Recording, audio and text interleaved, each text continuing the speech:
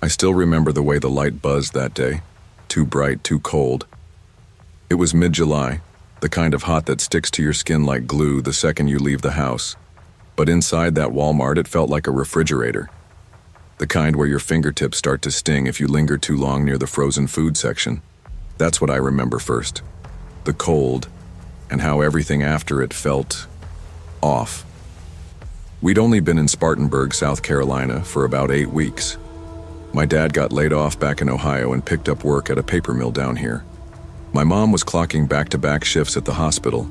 Money was tight, and starting over in a town you didn't pick feels like learning to breathe through a straw.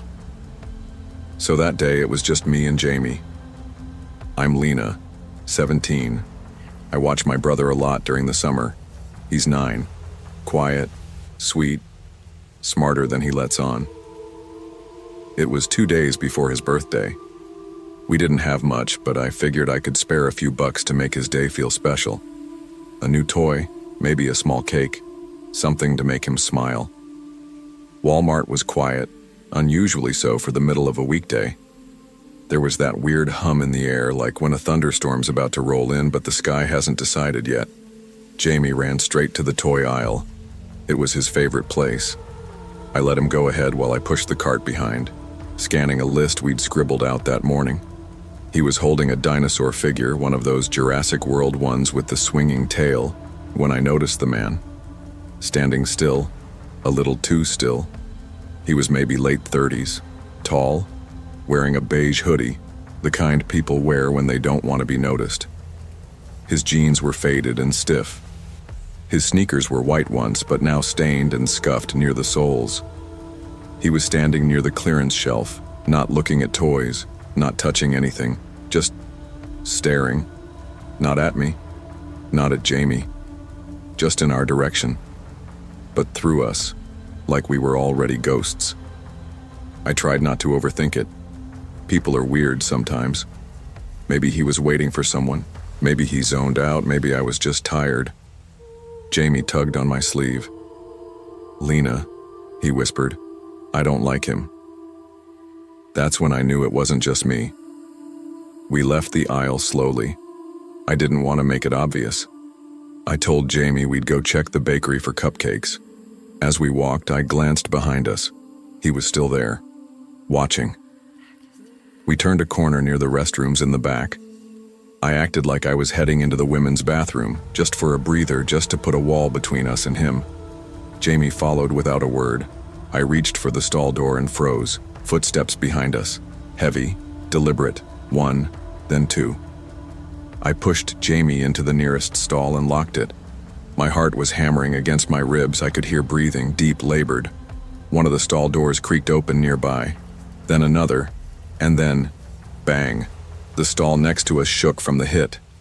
Jamie jumped. I covered his mouth instinctively. He was trembling. Then I heard a woman's voice, sharp, shocked. "Sir, this is the women's restroom." Silence. Then hurried steps. A slam of the door. We waited. 10 seconds. 30. A minute. My legs were cramping when I finally opened the stall door and peeked out. The woman, maybe in her 50s, was standing by the sinks, her eyes wide with confusion. "Are you okay?" she asked, voice shaky. I nodded. He followed us. She walked us to the front.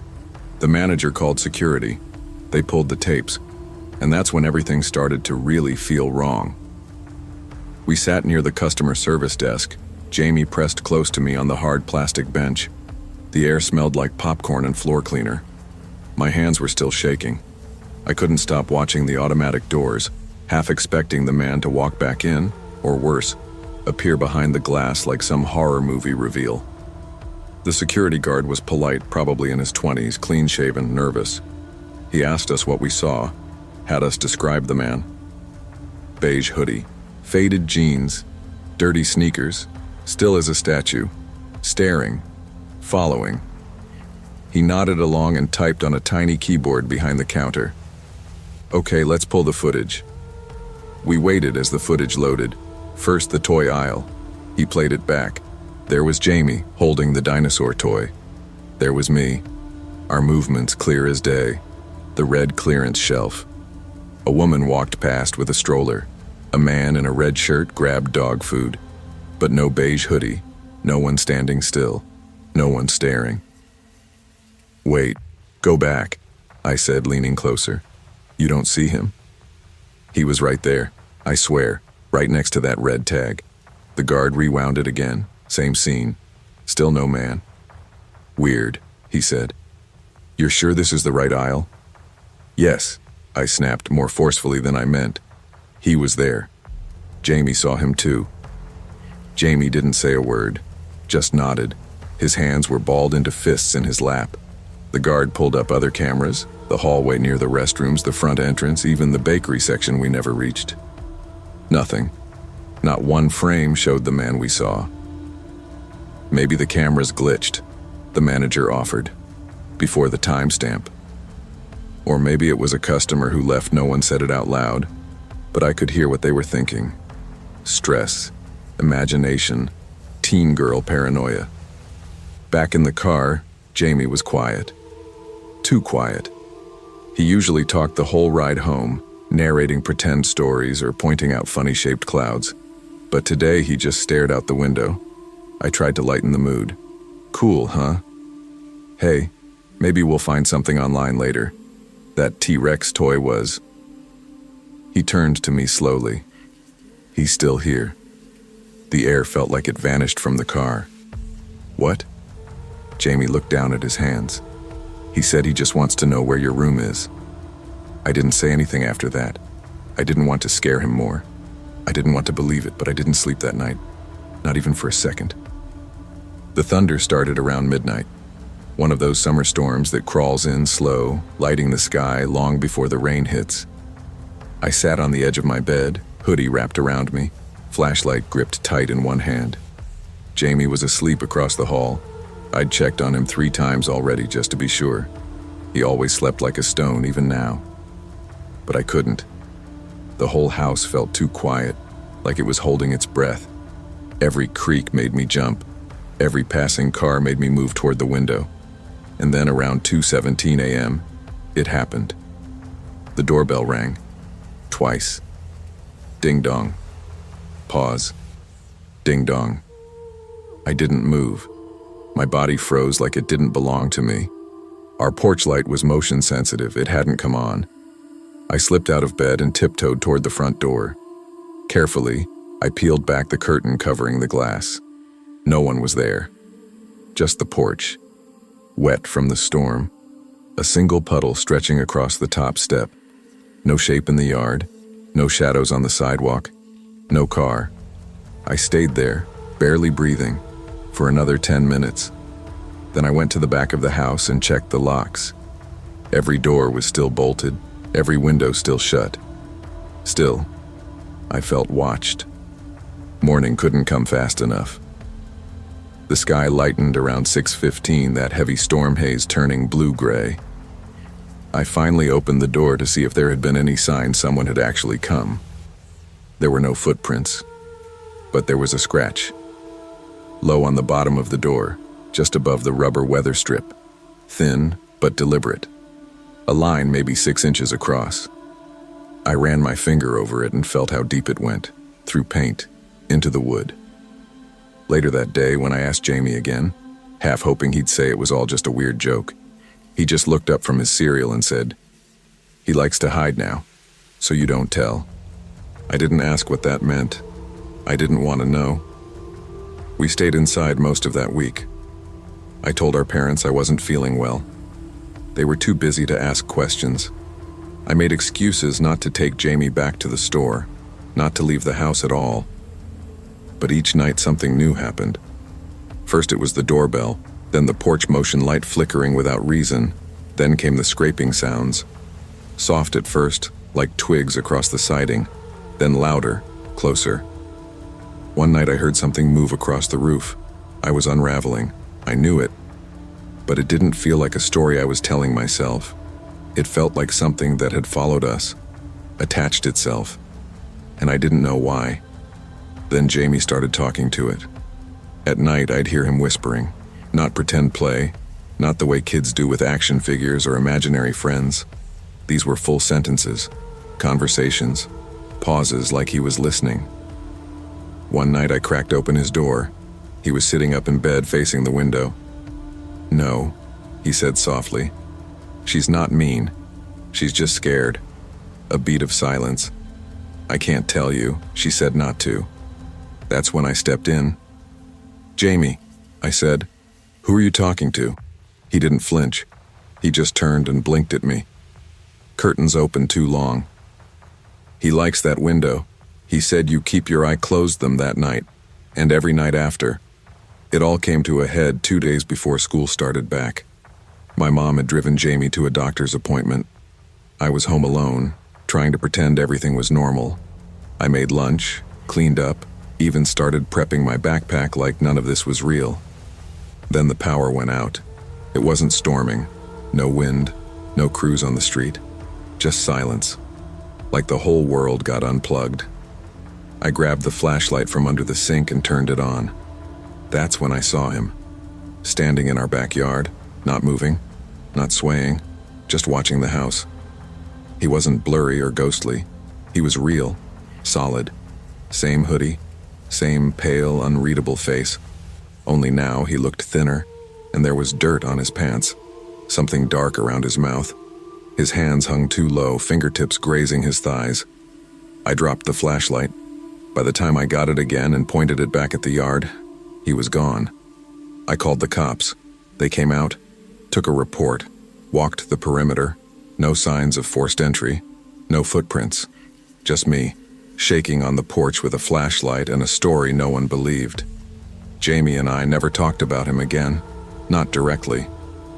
But the week school started, Jamie left a sticky note on my pillow. In shaky handwriting it said, "Don't let him in, even if he looks like me." I kept that note for years, and I still lock my windows before the sun goes down. Because I don't know what followed us out of that aisle. I just know it remembers. And it waits. There are things in life we can't always explain, moments that stretch beyond reason or logic. But often, the most important instinct we have is the one we too often ignore. When something feels wrong, it usually is. Whether it's a person, a place, or a presence, trust your gut and protect the ones who trust you. Because not everything that follows you can be seen on camera, and not everything that disappears stays gone. You don't plan on ending up in a guard shack. You don't sit through 4 years of college dreaming about graveyard shifts in a prefab box beside a warehouse that smells like burnt pallets and exhaust. But life doesn't really care about your plans. When I graduated from Georgia State with a degree in business marketing, I thought I'd hit at least a few interviews, maybe land a job with a startup downtown. Instead, I spent 6 months watching my savings dry up, eating ramen for dinner 5 nights a week and dodging calls from my landlord. My parents, old school Cuban, hardworking and never subtle, just said what they always said. "You made your bed." I couldn't stay with them again, not after last year's fight. So when I saw the job posting for night security at a Walmart distribution center out in Doraville, I clicked apply without thinking. $16.50 an hour. Benefits after 30 days. Midnight to 8 a.m. It wasn't glamorous, but it was something. Something I could point to when people asked what I was doing. Something to keep me from falling all the way off the map. At first the job was fine, monotonous, sure. But the silence became a kind of comfort. Most nights were spent logging truck entries, walking the lot with a flashlight, drinking terrible vending machine coffee, and watching grainy security feeds on a dusty monitor. No one asked questions. No one cared if I looked tired. Then, 3 weeks in, the guy I normally worked with, Rodney, a middle-aged vet who talked too much about fantasy football, went out on medical leave. That's when Parker showed up. Parker James. Or at least that's what he said his name was. He was mid-30s, lean, with this sharp jawline and a scar that ran down the right side of his face like someone had tried to erase him and stopped halfway. Always wore the same beat-up jacket and carried an old metal thermos that looked like it had been through a war. I tried making small talk our first night. "So, Parker, you come from another security job?" He shook his head. Oil rigs. Out west. Oh, I said. That's different. Lots of silence out there, too. Then after a pause, he added, places where no one comes looking if you disappear. I laughed a little. He didn't. He wasn't rude, exactly, just distant. Like his mind was always 2 steps ahead of the moment. But over time, he opened up. A little. Told me he used to drive muscle cars back when gas was cheap. Loved Clint Eastwood movies. Once rigged his own home security system using parts from a junkyard and an old camcorder. Still, there was something off about him. He never checked in at the front desk, never clocked out. The supervisor just waved him through like he wasn't worth the trouble of paperwork. I figured he was one of those off-the-books guys. Someone with too much baggage for HR to handle, but too useful to let go. He saved my life the night the bullets came through the window. But I didn't know then just how deep that story went, or how much danger followed him here. It was just after 1:30 a.m. on a Thursday when everything changed. Parker and I were sitting in the shack, watching the cameras. The night was unusually still. No trucks scheduled until 3. The lot was empty except for a few parked semis and the rows of yellow safety bollards that glowed under the floodlights. I remember the air smelled faintly like burnt oil and someone's half-smoked cigarette. The monitors flickered. A brief power surge, nothing major. Happens sometimes when a machine's charging on the dock. I stretched and stood to pour more coffee when Parker froze mid-sip. He was staring out the tiny bulletproof window above the desk. "You see that?" he said. "See what?" He didn't answer, just leaned in, squinting toward the far end of the lot near Dock 14. I followed his gaze, saw nothing at first, just shadows. Then out of nowhere, headlights flared on, high beams, bright, blinding. But the car didn't move, the engine didn't hum, no tires crunched gravel, just lights. Then Parker tackled me, hard. I hit the floor, elbow scraping the concrete. "What the hell, man?" Before I could finish, the window behind us shattered. Glass exploded inward. Something slammed into the wall above the desk, then another. The coffee pot exploded. Bullets. I barely had time to breathe. We ducked behind the desk. I could feel the sting of glass in my arm, blood trickling. Parker yanked a revolver from his backpack like it was second nature. "You brought a gun?" I shouted. "I don't leave home without it anymore," he muttered, loading it with practiced hands. Then a voice from outside, muffled but unmistakable. "Hand over McCabe, now." I turned to him. "Who the hell is McCabe?" Parker didn't answer, just clicked the cylinder into place and whispered, "Shoot to scare. Stay low. They don't." Then he was up, out the door, into the night, and just like that, he was gone. The gunfire stopped maybe a minute after Parker ran, but that minute felt like an hour. I stayed crouched behind the desk, heart pounding so hard I thought it might give out. Every creak of the wind outside sounded like footsteps. Every shadow on the monitors looked like someone coming back to finish what they started. I was covered in sweat and blood, my arm stinging from the glass. I didn't know what to do, didn't know if the shooter was still out there, didn't know if Parker was alive.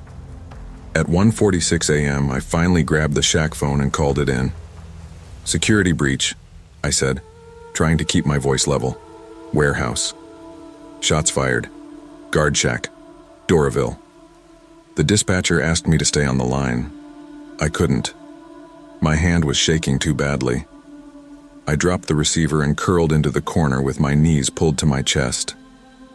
For the first time in years, I thought about praying.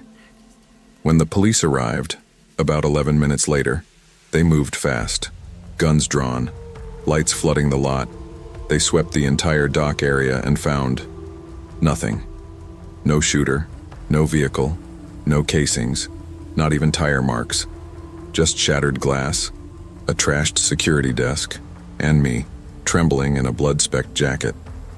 They asked me questions I didn't know how to answer. Did I see the shooter? No. Do I know anyone named McCabe? No. Was I sure I hadn't seen the license plate on the vehicle? There was no vehicle. There were just lights. And Parker. Except Parker was gone. One officer tried to track his phone using employee records. Nothing came up.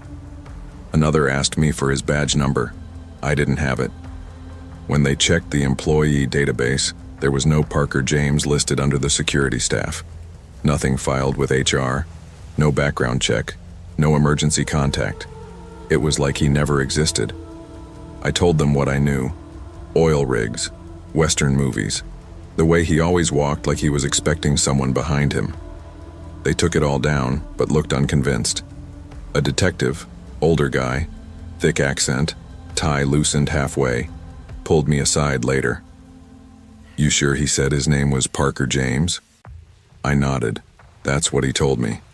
He glanced down at a notepad, officially just in chatter. "We think that was an alias. We've seen that name before. Not what kind of chatter." He looked up. "There's a man we've been watching for a while. Real name might be Donnie Maves. Ex-gang enforcer turned informant. Went off-grid 5 years ago. Word was he flipped on some big players out west." I felt my stomach sink. "So that voice, the guy yelling McCabe, he was after him?" "Most likely. And if that's true," he said, "you weren't the target." I didn't say it out loud, but the thought was loud in my head. What if they think I know where he is now? I lasted 4 more nights on the job. Each shift, I'd sit in that same guard shack, patched up but still bearing the marks of what happened. The broken window had been replaced, but you could still see the bullet dent in the filing cabinet and the cracked corner of the desk where Parker tackled me. The smell of burnt coffee never left. The other guards didn't ask questions. Most of them weren't even aware of the shooting. Corporate kept it quiet, called it an equipment malfunction in the weekly report. A safety memo about environmental awareness went out, like we were supposed to be on the lookout for stray raccoons or faulty forklifts. But I knew better. Parker had vanished like smoke. No phone, no trail, no trace. The more I thought about it, the more certain I became that he knew this would happen.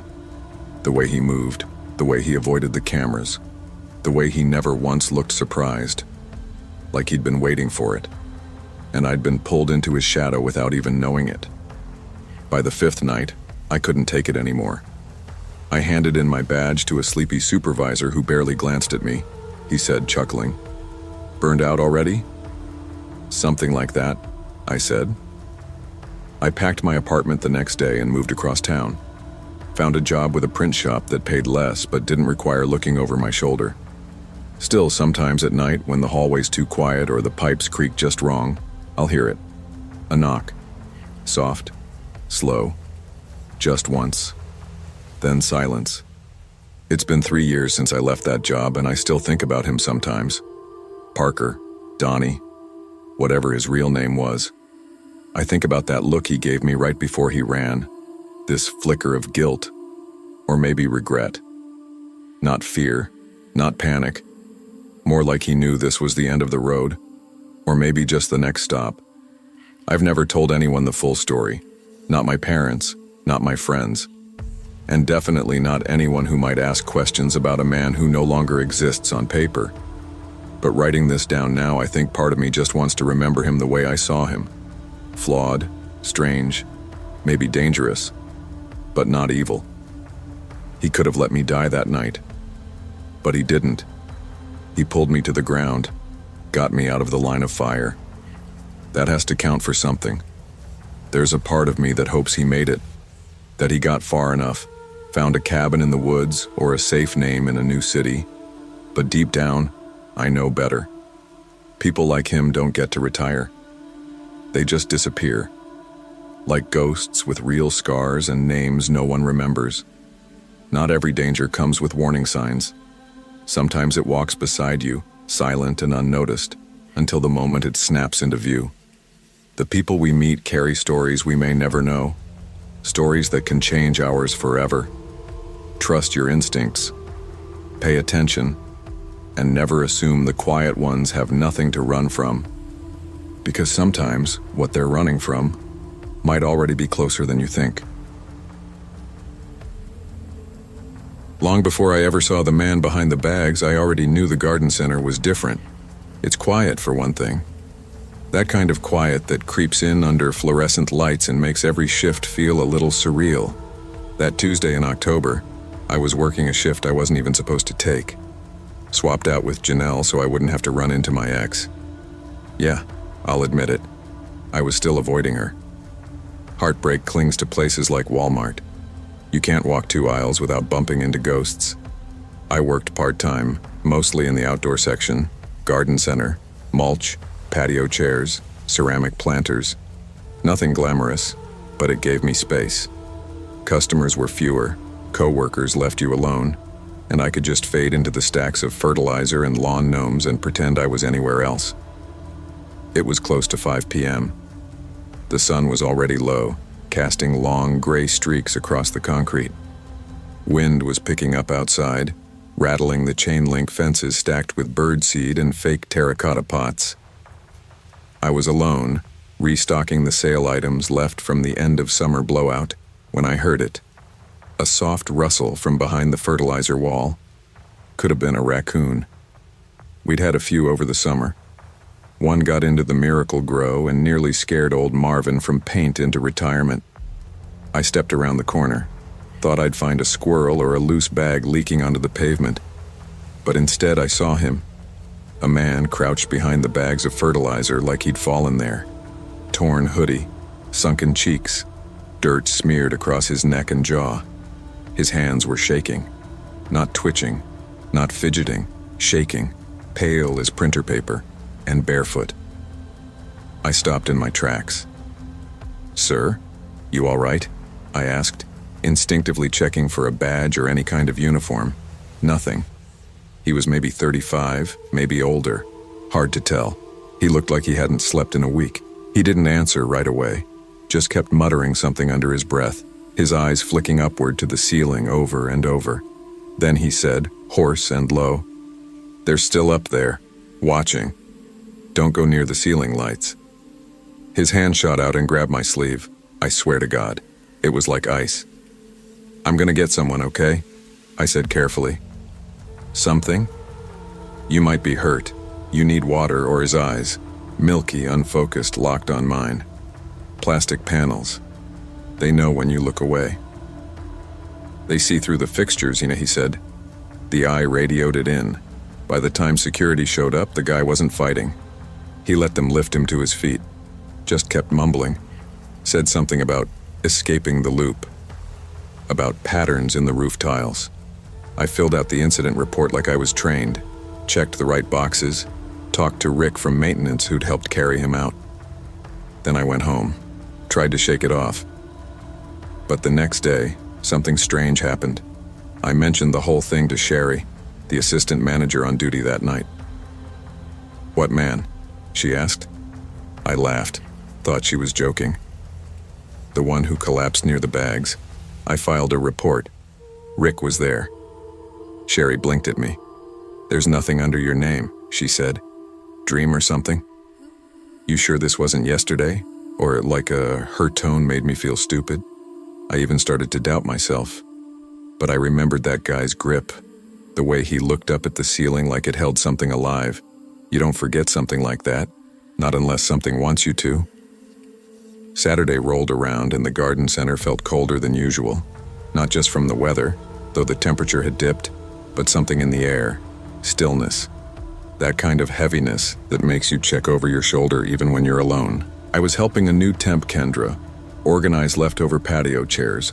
She was all energy and bubblegum optimism, talking about starting college in the spring and how excited she was for Halloween. I wasn't much in the mood for small talk, but I nodded and smiled when it felt appropriate. When we hit a slow stretch in the shift, I decided to ask Rick from maintenance about what happened. Just to reassure myself, I wasn't losing my mind. "Hey Rick," I said. "You remember Tuesday night? That guy behind the fertilizer wall?" Rick looked up from his clipboard, then paused. "You mean the one that collapsed?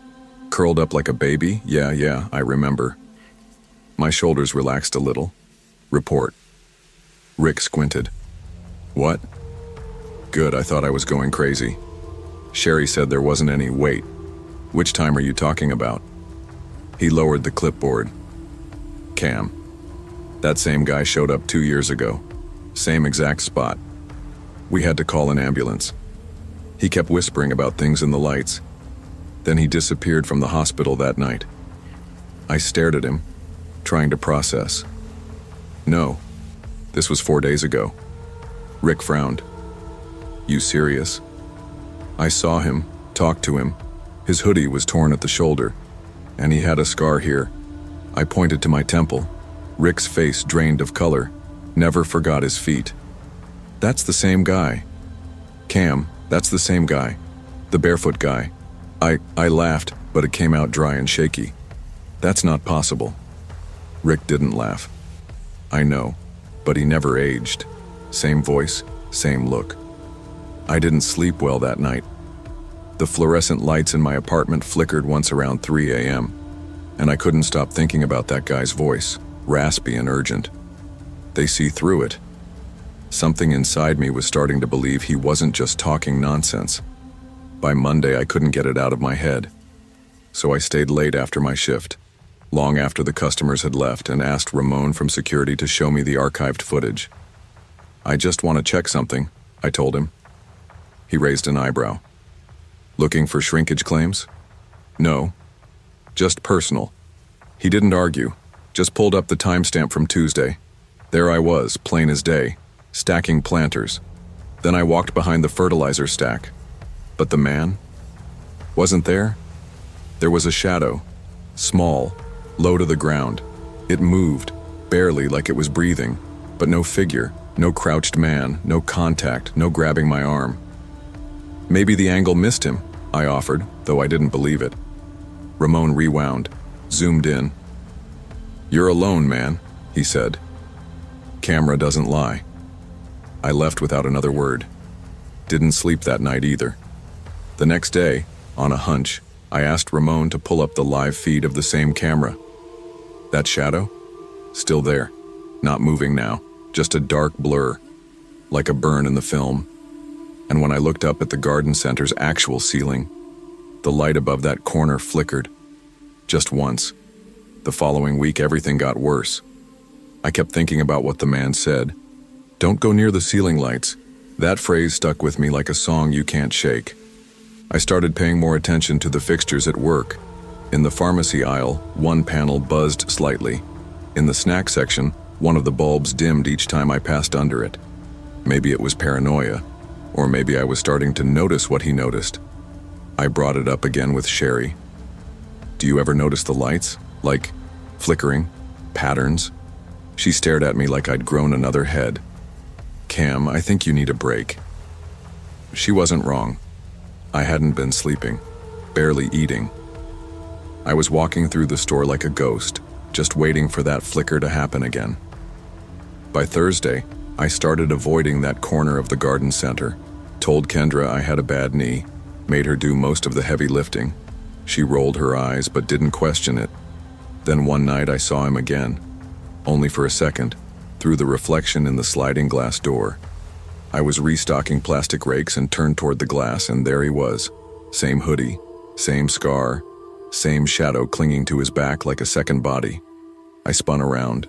He was gone. I handed in my resignation that Friday. I didn't give much reason. Just said I needed to reassess my direction. Sherry looked half relieved, half worried. Ramon shook my hand and told me to get some sun. Rick just nodded like he understood more than he said. Now I work at a local hardware store. No ceiling lights like those. No shadows behind bags.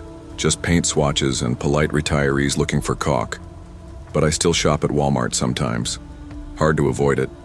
And every now and then when I'm walking through the detergent aisle or frozen pizzas, I'll look up. Just for a second. And if the lights flicker, just barely, I feel something cold pass through me. Like someone watching. Sometimes the most ordinary places hold the deepest darkness. Not because they're haunted by monsters, but because they bury what we choose to forget. When we ignore the signs, when we dismiss what doesn't fit, we create shadows where people disappear, and eventually, we become part of them. Pay attention to the flickers. Some warnings don't come twice. It's strange how easily the sacred can be forgotten. I've served as the parish priest at St. Helena's Church in South Columbus for over 12 years. In that time, I've watched the pews grow emptier and the hymnals gather dust. Faith, it seems, doesn't draw a crowd the way it used to. These days, the only regulars are a few elderly parishioners, a couple of families trying to raise their kids right, and those who drift in when the weight of the world pushes too hard. I'm not a mystic. I've spent my life holding the tension between the divine and the real. But in December 2020, something happened that I still don't fully understand. It started with a confession, an ordinary moment in my line of work, but one I'll remember for the rest of my life. It was a Tuesday just after 7 p.m. Snow was falling lightly outside, the kind that never sticks but still slows everything down. I was finishing evening prayer, ready to lock up, when the door creaked open. A man stepped inside, wrapped in a thin jacket, his eyes darting like he was being followed. He didn't give a name, just sat down, crossed himself awkwardly, and whispered, "Confess something. I don't know if it's a sin or something worse. I need to." He told me he worked the night stock shift at the Walmart up the street, High Street, near the freeway. Said he was unloading a damaged pallet behind the pharmacy section when he found something tucked deep inside a box that didn't belong. Not merchandise, not packaging. A small glass vial, wrapped in what he described as velvet cloth. Old, hand-stitched, with a faded cross. I figured it was medical, he said, like some discontinued sample or old shipment. But when he touched it, he said he felt a tightness in the air, a kind of static tension, like the world paused for a moment, and then he saw her. A woman, he said. Long black dress, face covered by a veil. She doesn't walk, just hovers near the ceiling. I only see her in reflections, security monitors, metal shelves, freezer doors. I've heard confessions shaped by drugs, trauma, mental illness. But there was something in his tone, shaken, raw, terrified, that settled into me. He looked up, desperate. "Father, I can't sleep. I see her even when I blink. I need you to take it. The cloth. The vial. I'll drop it off here tomorrow night." I told him I would, not because I believed, but because I saw how much he needed to let it go. I offered prayer. He refused. He never came back. 2 nights later, I got a call from Edna, one of my parishioners. 74 years old, works part-time cleaning overnight at that same Walmart. Always faithful, always practical. But that night, her voice trembled. "Father, something's not right here," she whispered. "There's a cross, marked in wax, right behind the pet food shelves. Wasn't there yesterday?" And one of the young guys screamed when he saw it. Said it was glowing. Glowing. I told her I'd come by. She didn't want to stay. Said she'd meet me outside. The store was still open, though quiet. Holiday shopping crowds had thinned. I met with Carl, the night manager, young, serious, polite, the kind who never gets enough sleep. He was skeptical, but let me in. The back storage area near the pet section had a strange smell, like rust and damp stone. On the floor, barely visible under the overhead lights, was a wax mark, a cross, thick and deliberate, like someone had poured melted candle wax by hand. Next to it, a piece of deep red velvet cloth, frayed at the edges. The vial was gone, but I recognized the kind of stitching used for old liturgical garments. It looked older than it should have been, a relic from another time. We tried scrubbing it, Carl said. "Nothing gets the wax off, it's like it burned into the tile." I asked if he knew the man who brought it in, the one who confessed. Carl looked confused, checked the shift logs. No one matching that description was scheduled. No badge number, no employee file, nothing. "I see dozens of guys come and go," he said. "Don't know, Father. We don't track that kind of stuff. But if someone left something like that here..." Later that night, I brought the cloth back to the rectory and placed it in a sealed box. I didn't pray over it. I didn't touch it again. but when I walked past the chapel mirror on the way to bed, I thought I saw the edge of a black veil drifting near the ceiling. I didn't sleep that night. The next morning I began digging. Old records, diocesan archives, folklore databases. I wasn't looking for proof. I was looking for a name, a connection, something I could use to put this thing back in the ground. And I found her. Alice Kern, a domestic servant at Hales Abbey in England, early 1600s. She worked in the kitchens. No family, no formal education. 1 year before she disappeared, a sacred relic went missing from the Abbey's reliquary. A small vial, encased in glass and velvet, containing what was believed to be a drop of Christ's blood. Only a few knew about it. Hidden for protection during a time of unrest, they accused her of theft, of sacrilege, and witchcraft. She vanished into the woods before the arrest, never found. But the legend followed. Some claimed she fled to the colonies, that she carried the relic with her, that she died cursing any who would misuse the blood of Christ. I wanted to dismiss it. Stories twist over time. But the cloth, the wax cross, the woman in black, what if it wasn't just myth? That week, 3 Walmart employees quit. One claimed to hear a woman whispering scripture over the intercom after the store closed. Another said his dog refused to enter the bedroom after he brought home an unopened box from the pharmacy. And Edna? She packed up and moved to Tennessee to stay with her niece. She wouldn't return my calls. Carl called me again that Friday. Someone broke the lock on the back stairwell. No signs of theft, but the cameras glitched. We lost footage from 2 to 2:13 a.m. I asked if the cloth was still in the office. He hesitated. We left it where you found it. Figured it wasn't our business. I went to the store that night. The wax mark had faded, but not completely. Just like a scar. I placed a rosary over it, said the prayer to Saint Michael, burned incense, more out of desperation than ritual, and then I burned the cloth. In the rectory garden, behind the chapel, under winter stars. It caught quickly, turned to smoke and ash, but as it burned, the wind shifted suddenly, hard and sharp, and the candles inside the chapel blew out. I haven't seen the veil since, but I still think about her, about the possibility that something sacred was lost, and someone tried to carry it where it was never meant to go. I still shop at that Walmart, not often, only when I need something specific. When I do, I walk quickly past the pharmacy aisle. I keep my eyes forward, I don't look up. Once I made the mistake of glancing at the CCTV feed near the front desk. Just a casual glance. But in the reflection above my shoulder, near the light above the freezer aisle, I saw it again. A faint figure, a woman in black, watching, waiting. The store has had no official report since the wax is gone. No one else seems to remember the man who made that confession. Maybe I imagined it.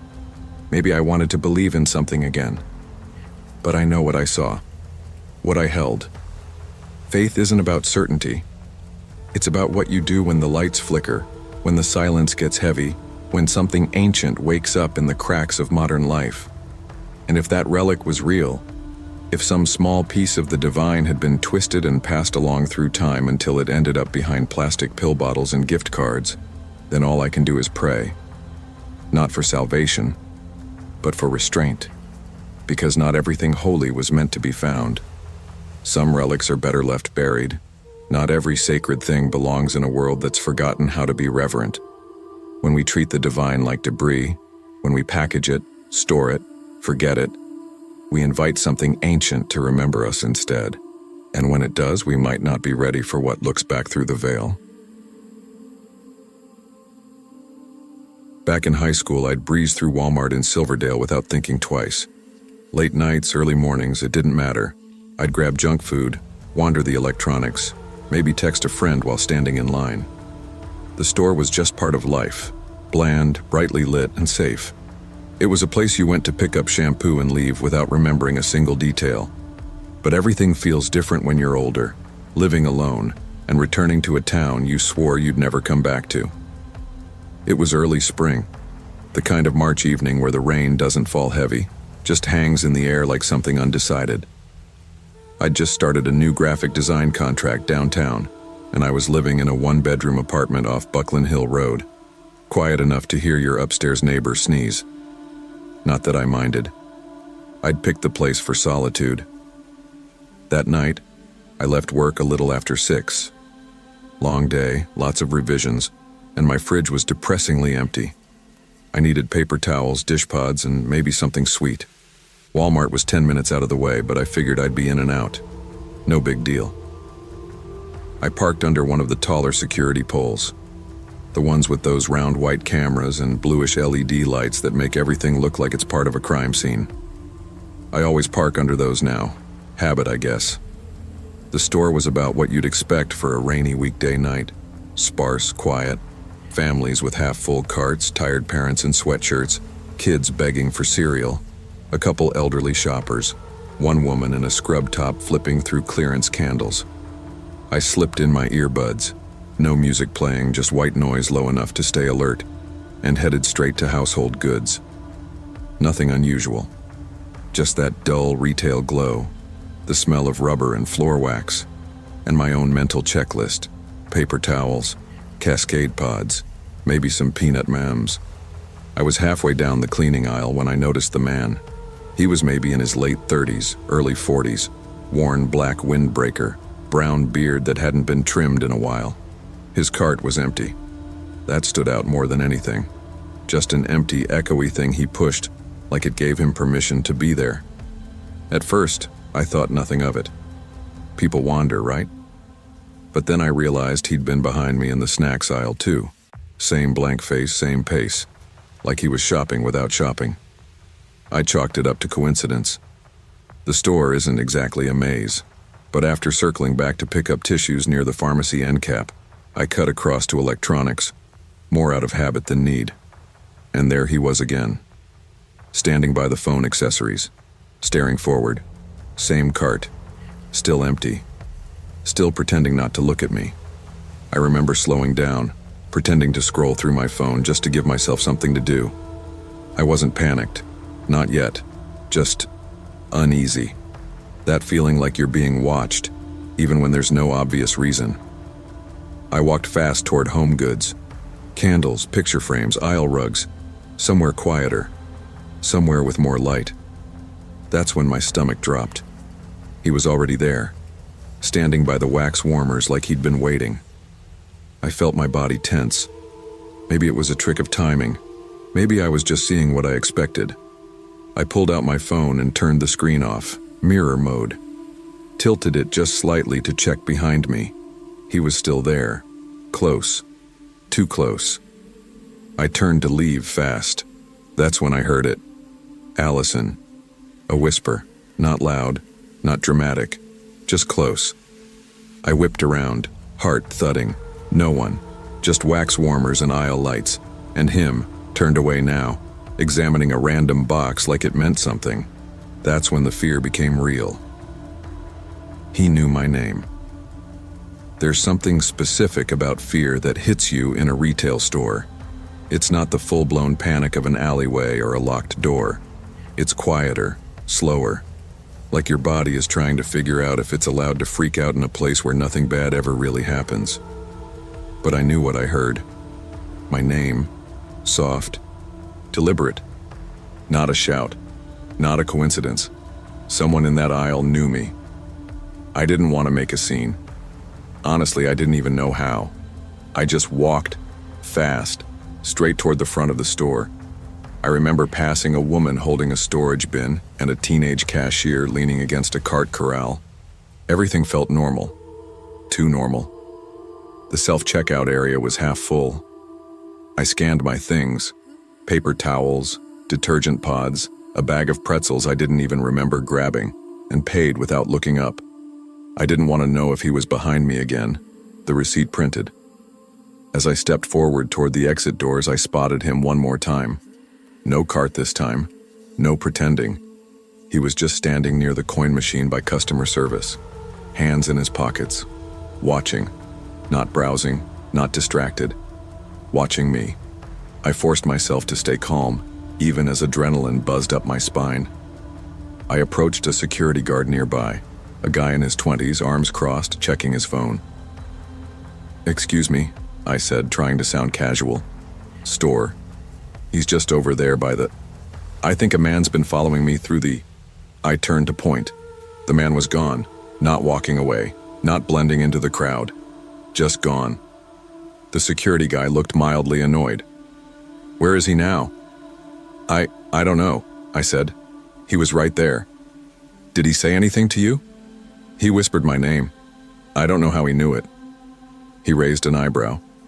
"Do you know him?" "No." He gave a half shrug. "There's not much we can do." Could have been a coincidence. Might have just left. If he didn't do anything, he wasn't unkind. Just tired. Probably used to dealing with weird complaints. I nodded and mumbled a thank you, even though my hands were starting to shake. Outside, the rain had picked up. Not heavy, just that steady northwest drizzle that soaks you without warning. My car was close, thank God, and I walked quickly, scanning the lot. Nobody followed me. I unlocked the car, got in, and slammed the door. Locked it, double-checked the back seat. My heart was still racing. I put the receipt in the console, started the engine. That's when I saw him again, across the lot, 2 rows over, sitting in a black Honda, lights off, not moving, just watching. He wasn't pretending now, no disguise. He sat there in the dark with that same empty stare. No phone, no one else in the car, just him. Like he was waiting to see if I noticed. I didn't even back out properly. I yanked the wheel, rolled over the curb slightly, and took off toward the far exit of the parking lot. I didn't go straight home. I drove around. Down random residential streets I barely knew anymore. Past the elementary school, through the dark corners of old neighborhoods I used to ride through on my bike. I checked my mirrors every few blocks. My heart didn't slow down until I hit the turn-in for my apartment complex. I parked under the lights, sat there, waited. Nothing. But I didn't sleep that night. Not really. And I didn't go back to Walmart for weeks. It was a Thursday night when I got the message. 2:17 a.m. I'd finally fallen asleep on the couch after hours of tossing and turning, phone clutched in my hand like a shield. I remember the buzz woke me up, just a single vibration. I squinted at the screen. Messenger notification. You forgot your receipt. No name, no mutual friends, just a gray silhouette and a message that stopped my breath cold. I opened it. The picture came with it. It was me. Standing in the candle aisle at Walmart. My head turned slightly, face visible, eyes cast downward. I remembered that exact moment. I'd just started to walk away after hearing the whisper. The photo was taken from no more than 6 feet behind. I dropped the phone. It slid under the coffee table. I didn't pick it up again until morning. By then, the message was gone. The profile had vanished. Not deleted, just scrubbed clean. Facebook gave me nothing but a user not found error. I reported it anyway. I spent the entire next day trying to stay calm. I told myself it could have been a prank. Maybe someone recognized me. Maybe I'd walked past someone from school and didn't remember. But that didn't explain how they knew my name, or why they sent the photo at 2 a.m., or why it looked like it was taken from inches away. I went to the police. I showed them the screenshot I'd managed to save. The officer was polite, but not hopeful. No threats were made, he said. No actual physical contact, no plate number, no name. But he followed me, I said. He knew my name. The officer nodded sympathetically. And you did the right thing coming here. But unless he makes a direct threat, there's not much we can charge. So I filed the report, signed a form, left the station feeling more exposed than before. I changed every password, made all my social media private, deleted old posts, untagged photos. I bought a new deadbolt, reinforced the one already on my door. I ordered pepper spray. I stopped using earbuds in public, and I started looking. constantly. Every aisle, every parking lot, every car idling too long. Because I had this awful creeping feeling that the next time I saw him, I wouldn't get a warning first. Spring came fast that year. Rain-soaked sidewalks and cherry blossoms smearing pink across the sidewalks. You'd think something as normal as sunshine and petals would ease my nerves. It didn't. I avoided Walmart for weeks. Drove past it, stared at the front entrance like it might look back.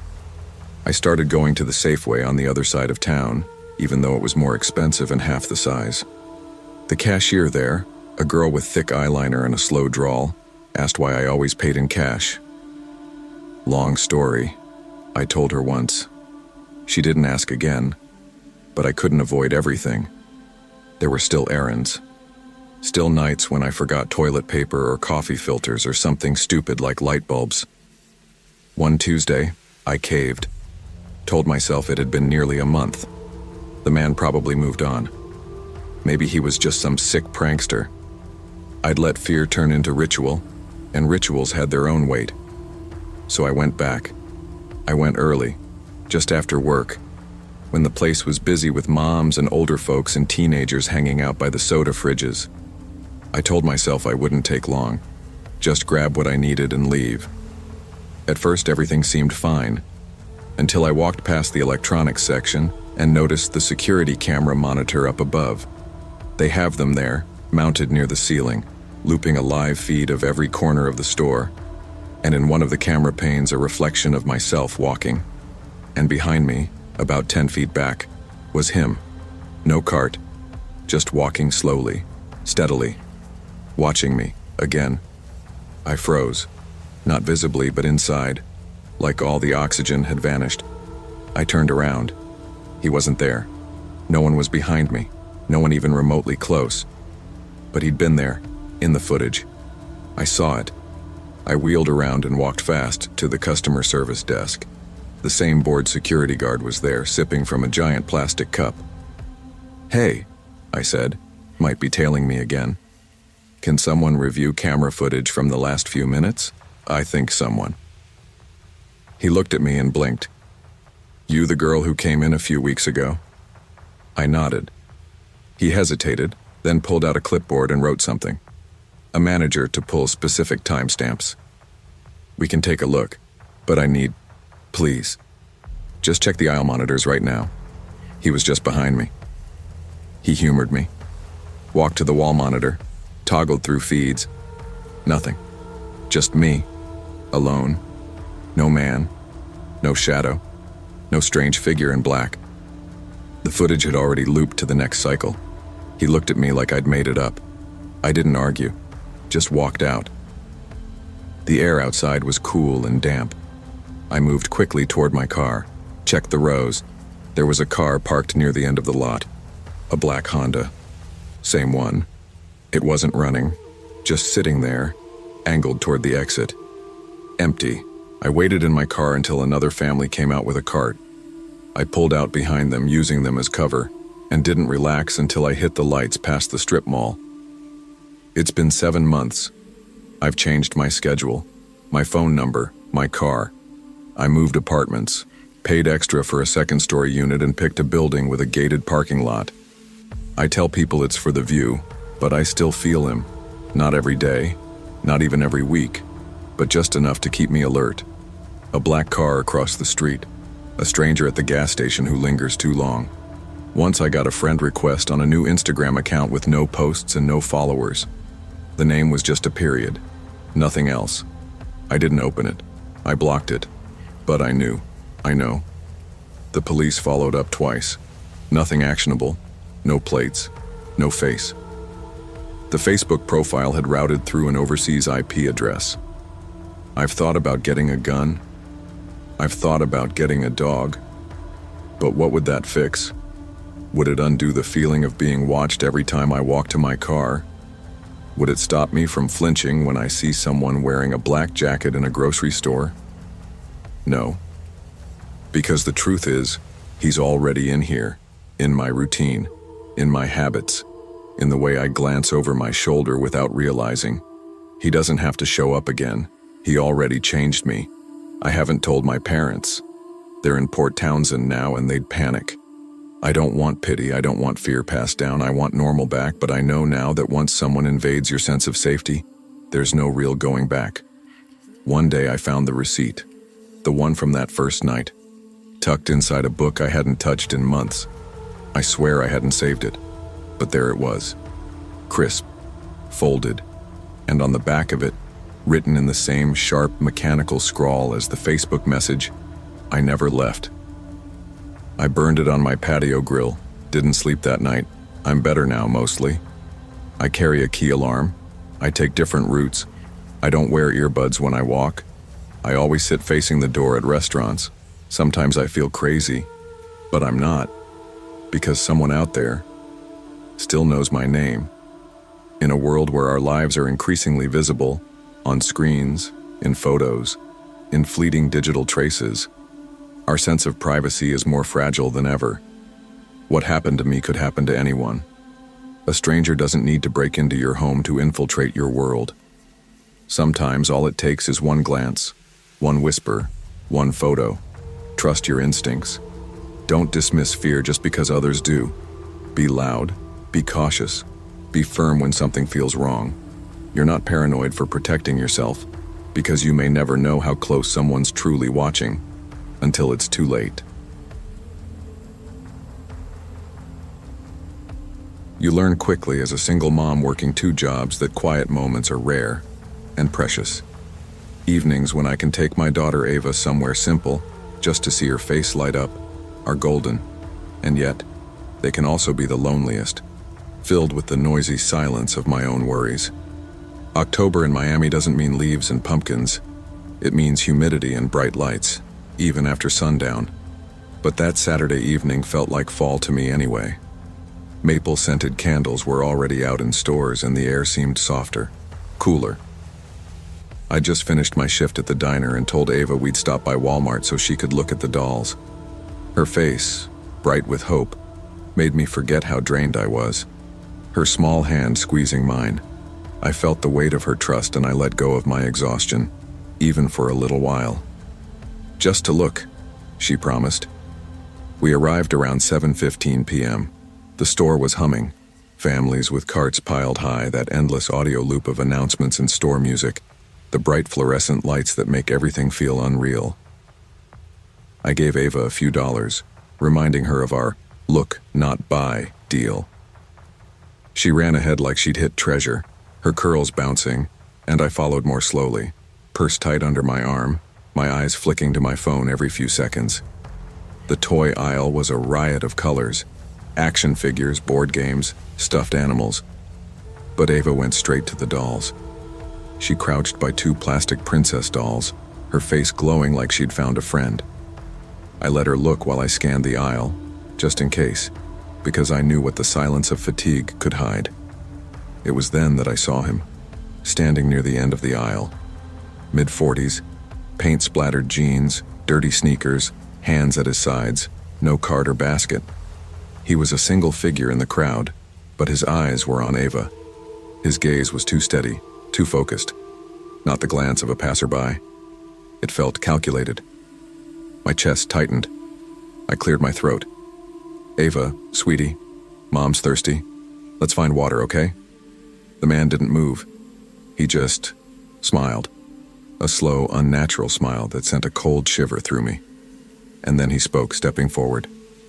"Pretty kid," he said. My lungs locked. My instincts shouted danger, but my lips moved first. "Excuse me?" He tilted his head like he was assessing me. "I said she's cute. Looks like my niece." "Thanks, but no thanks," I said low. I bent to gather Ava's doll box. She looked up, worried. I didn't answer her question, I just said, "Time to go." I slipped my card into my pocket and moved briskly toward the crafts aisle, Ava's grip tight in mine. We looped past shelves of colored paper and glue sticks. 10 minutes later, I loaded cough syrup and toothpaste onto the conveyor belt. I decided then to let Ava keep the doll, $12.48, well worth the piece it brought. At the checkout, the cashier, a girl with purple hair and bright eyeliner, scanned our items. I whispered to her, Can someone from security walk us to the exit? There's a man we'd rather not run into again. She froze beneath her bangs, then nodded and pressed a button under the register. I bought a bottle of water for Ava, comfort, in case we rushed out. We picked up the doll and walked forward, footsteps echoing between other carts. I checked over my shoulder. No man in sight. But as we neared the front door, there he was, 2 rows over. No cart, no movement, just standing there, leaning slightly forward, watching. I pressed my hand against Ava's back. She squeezed me back. I motioned to the purple-haired cashier. Security? Without a word, Ava reached for the doll with both hands. The cashier didn't smile again. 20 seconds later, a disabled access vest approached us. He offered a silent nod and walked beside us to the exit. We stepped into the parking lot together. The evening air was steamy, benevolent, but it couldn't mask the chill creeping over me, then pounding footsteps from behind. Not fast, but deliberate. My heart nearly stopped. I tightened my grip on the doll box and straightened my shoulders. As the vested employee slowed to match our pace, I barely turned and whispered, "Thank you." He nodded before speeding off, disappearing into the clash of carts and chatter. We didn't stop until we reached the Civic where I'd pulled in earlier that night. I unlocked the door, swallowed hard, and didn't let go of those keys until I snapped them inside the ignition. Ava climbed in, still clutching her new doll. I locked the doors, backed out, and waited until we crossed the parking lot threshold before breathing again. That night, every time I passed a Walmart sign or the glow of a store lamp through the rain, I felt her. That man's grin, his eyes on my daughter, his slow footstep after ours. We got home a little after 8, and I still hadn't shaken the feeling. You know the one, like someone's still following, even when you're alone in your own apartment, deadbolt locked, chain on. I made sure both were secure before I let Ava put the doll on the couch and run to brush her teeth. She was talking to the doll like it had always been hers. I let her name it, sing to it, even tuck it into a towel on the couch. Because behind her joy I saw the hesitation. That same shadow of awareness in her eyes I hoped she was too young to recognize. I went into the bathroom and stared at myself for a full minute. My uniform smelled like fry oil, my hair was a mess, and I looked like I hadn't slept in 3 days, which was probably true. But none of that mattered. What mattered was that a stranger watched my kid, followed her, smiled like he'd already made some kind of choice. After Ava fell asleep in my bed, I wasn't letting her sleep alone that night. I sat on the edge of the mattress scrolling through my phone. I didn't know what I was looking for. Maybe reassurance. Maybe faces. I went to the store's Facebook page, wondering if anyone had posted about a guy hanging around. Nothing. No posts. No mentions. Then around midnight, I called the store myself. A manager answered. Woman in her 40s, sounded tired but sharp. I gave her the short version. I was there around 7:15 with my daughter. There was a man watching her in the toy aisle, paint on his jeans, no cart, no kids. He followed us. Silence on the other end for a few seconds. Then she cleared her throat. Ma'am, can I ask, was he wearing a gray hoodie under the jeans jacket? I think so. You know him? She exhaled slowly. He's been here before, 3 times this week, always in toys, no purchases, no kids. Why is he still allowed in the store? We've called security before. He doesn't touch anything, doesn't steal, doesn't talk to staff. But he lingers, and unless he breaks a rule. I closed my eyes, trying to steady my breath. She continued, her voice lower now, up again. I'll file a report for you. I can flag his presence if he shows I thanked her, hung up, and stared into the dark living room for what felt like an hour. I knew what I had to do. That next morning, I used what little was left on my debit card and bought a better lock online. One of those ones with a keypad and deadbolt. I picked up pepper spray too. I hadn't carried one since college. But this was different. That man hadn't wanted to talk. He wasn't curious. He was waiting. I took Ava to school Monday morning. pretending everything was normal. But when I looked at her through the rearview mirror, brushing her little doll's hair and humming to herself, I realized something. She wasn't pretending anymore.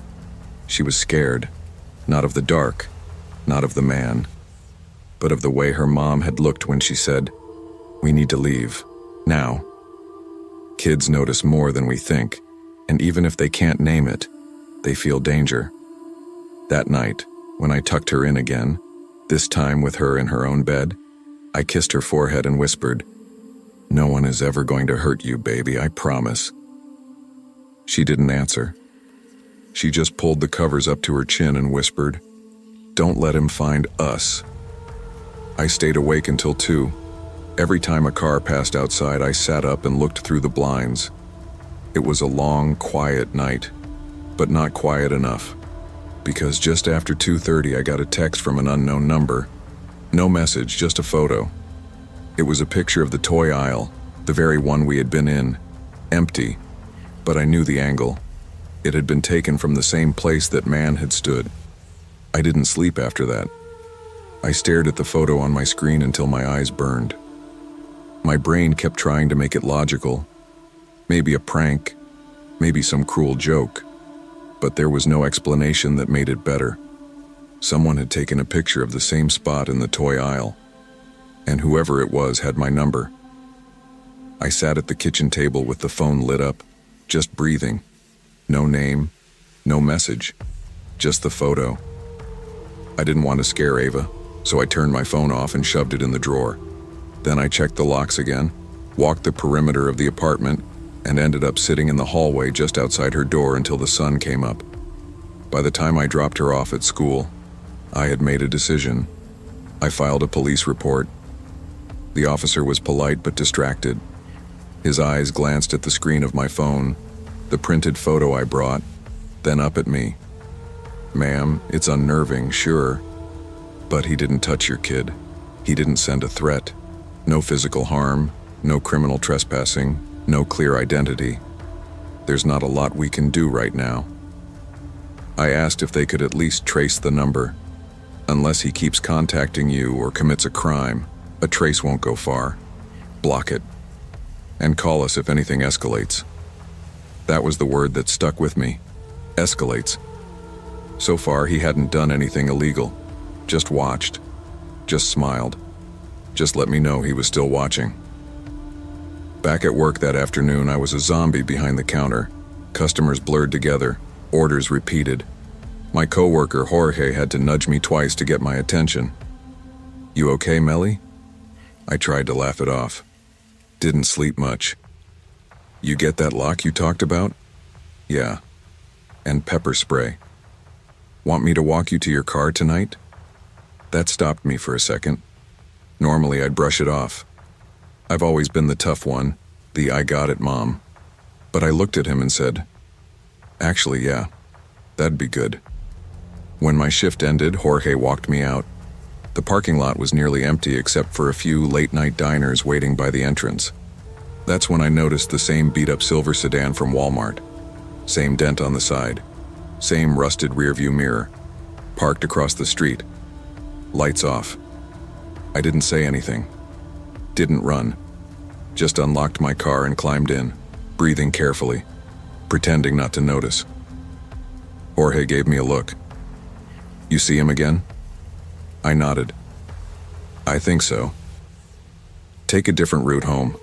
I'll drive behind you a bit." We didn't talk much on the drive. He peeled off after I made the second turn into my neighborhood. I checked every mirror, every streetlight. No headlights behind me. Still, I didn't go straight home. I circled the block twice. I parked on the far end of the lot. I waited. Only when I was sure I was alone did I climb the stairs and slip inside. I locked the door, checked the windows, tucked Ava in again. And then I cried. Not loud, not ugly. Just this slow, quiet release I hadn't allowed myself all week. I cried for how small I felt. For how easy it was for someone to get that close. For how close they still were. Around midnight, my phone vibrated again. A new number. This time, the message was simple. You shouldn't let her walk ahead of you. I stared at those words for a full minute, hand trembling, pulse roaring in my ears. He had seen us that night in the store. When Ava had run ahead, he had been close enough to watch, to remember. I turned the ringer off and tucked the phone under my mattress. Then I climbed into bed next to my daughter. I didn't close my eyes once. The next morning, I kept Ava home from school. I told her it was a special day off. We had waffles in our pajamas and played with her new doll. She named it Lucy and gave it the tiniest paper crown she made with glitter glue. I smiled and played along, but underneath I was unraveling. I sat by the window with my coffee, pretending to scroll my phone, really watching the street for that car, for that face.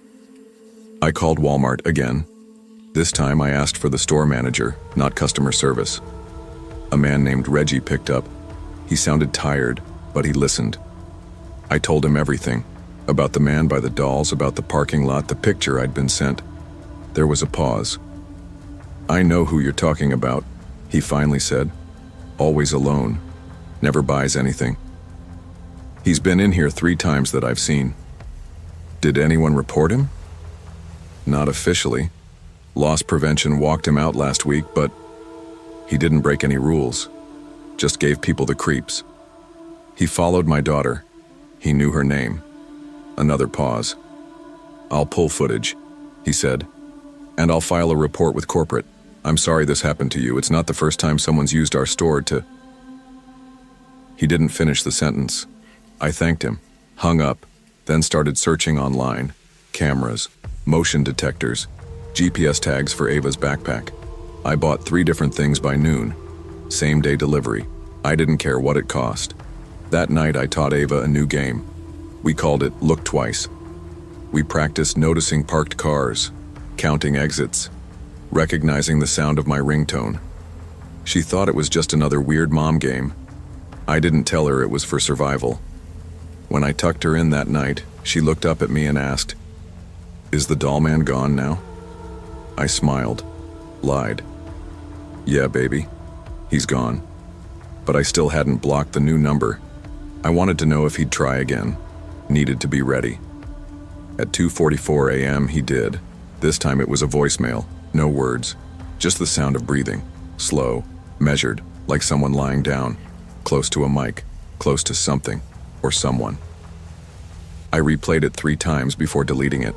I called the police again that morning. They still couldn't do much, but I could. I took a few hours off work, left Ava with my sister and drove to the parking lot behind the Walmart. I parked, waited, watched. An hour passed, then another. Finally, I saw him. Same paint-splattered jeans, same limp walk. He didn't go inside, just walked around the side of the building and stood behind the carts near the emergency exit, like he was waiting. I called the non-emergency line. This is the 3rd time I filed a report. I have a visual now. He's here right now. This time the tone changed. Officers arrived in 10 minutes. Quiet, no sirens. They questioned him, pulled him aside, took down his name.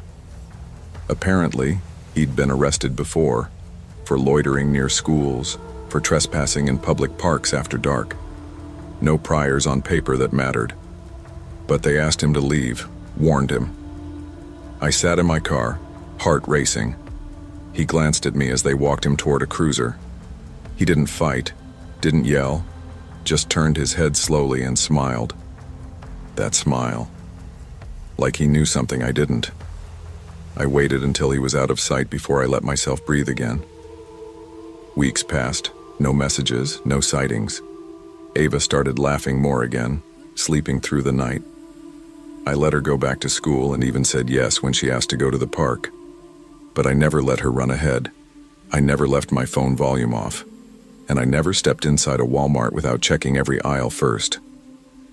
Then, one rainy afternoon, while grabbing a prescription after work, I saw something. A little girl, maybe 5, walking alone by the toy section, clutching a pink stuffed bear. Her mom was nowhere in sight. I felt it rise in me. That pulse, that instinct. Then I saw him. Not the same man, not paint jeans, but the posture was the same. Standing too still, watching too long, hands in his pockets. The mom appeared a second later, shouting the girl's name. She scooped her up. The man looked away, shuffled off. I walked out without my prescription, because it wasn't about him anymore. Not really. It was about all the versions of him, the watchers, the ones who know how to stay invisible just long enough, the ones who understand how no law gets broken if no words are said, no touch is made, no threat spoken aloud. Sometimes the threat is simply being seen, and now I see them too. Every aisle, every street. Every time I tuck Ava in, I watch the shadows on the wall a little longer. Maybe that's what being a mother is, loving something so fiercely that the whole world turns into a threat assessment.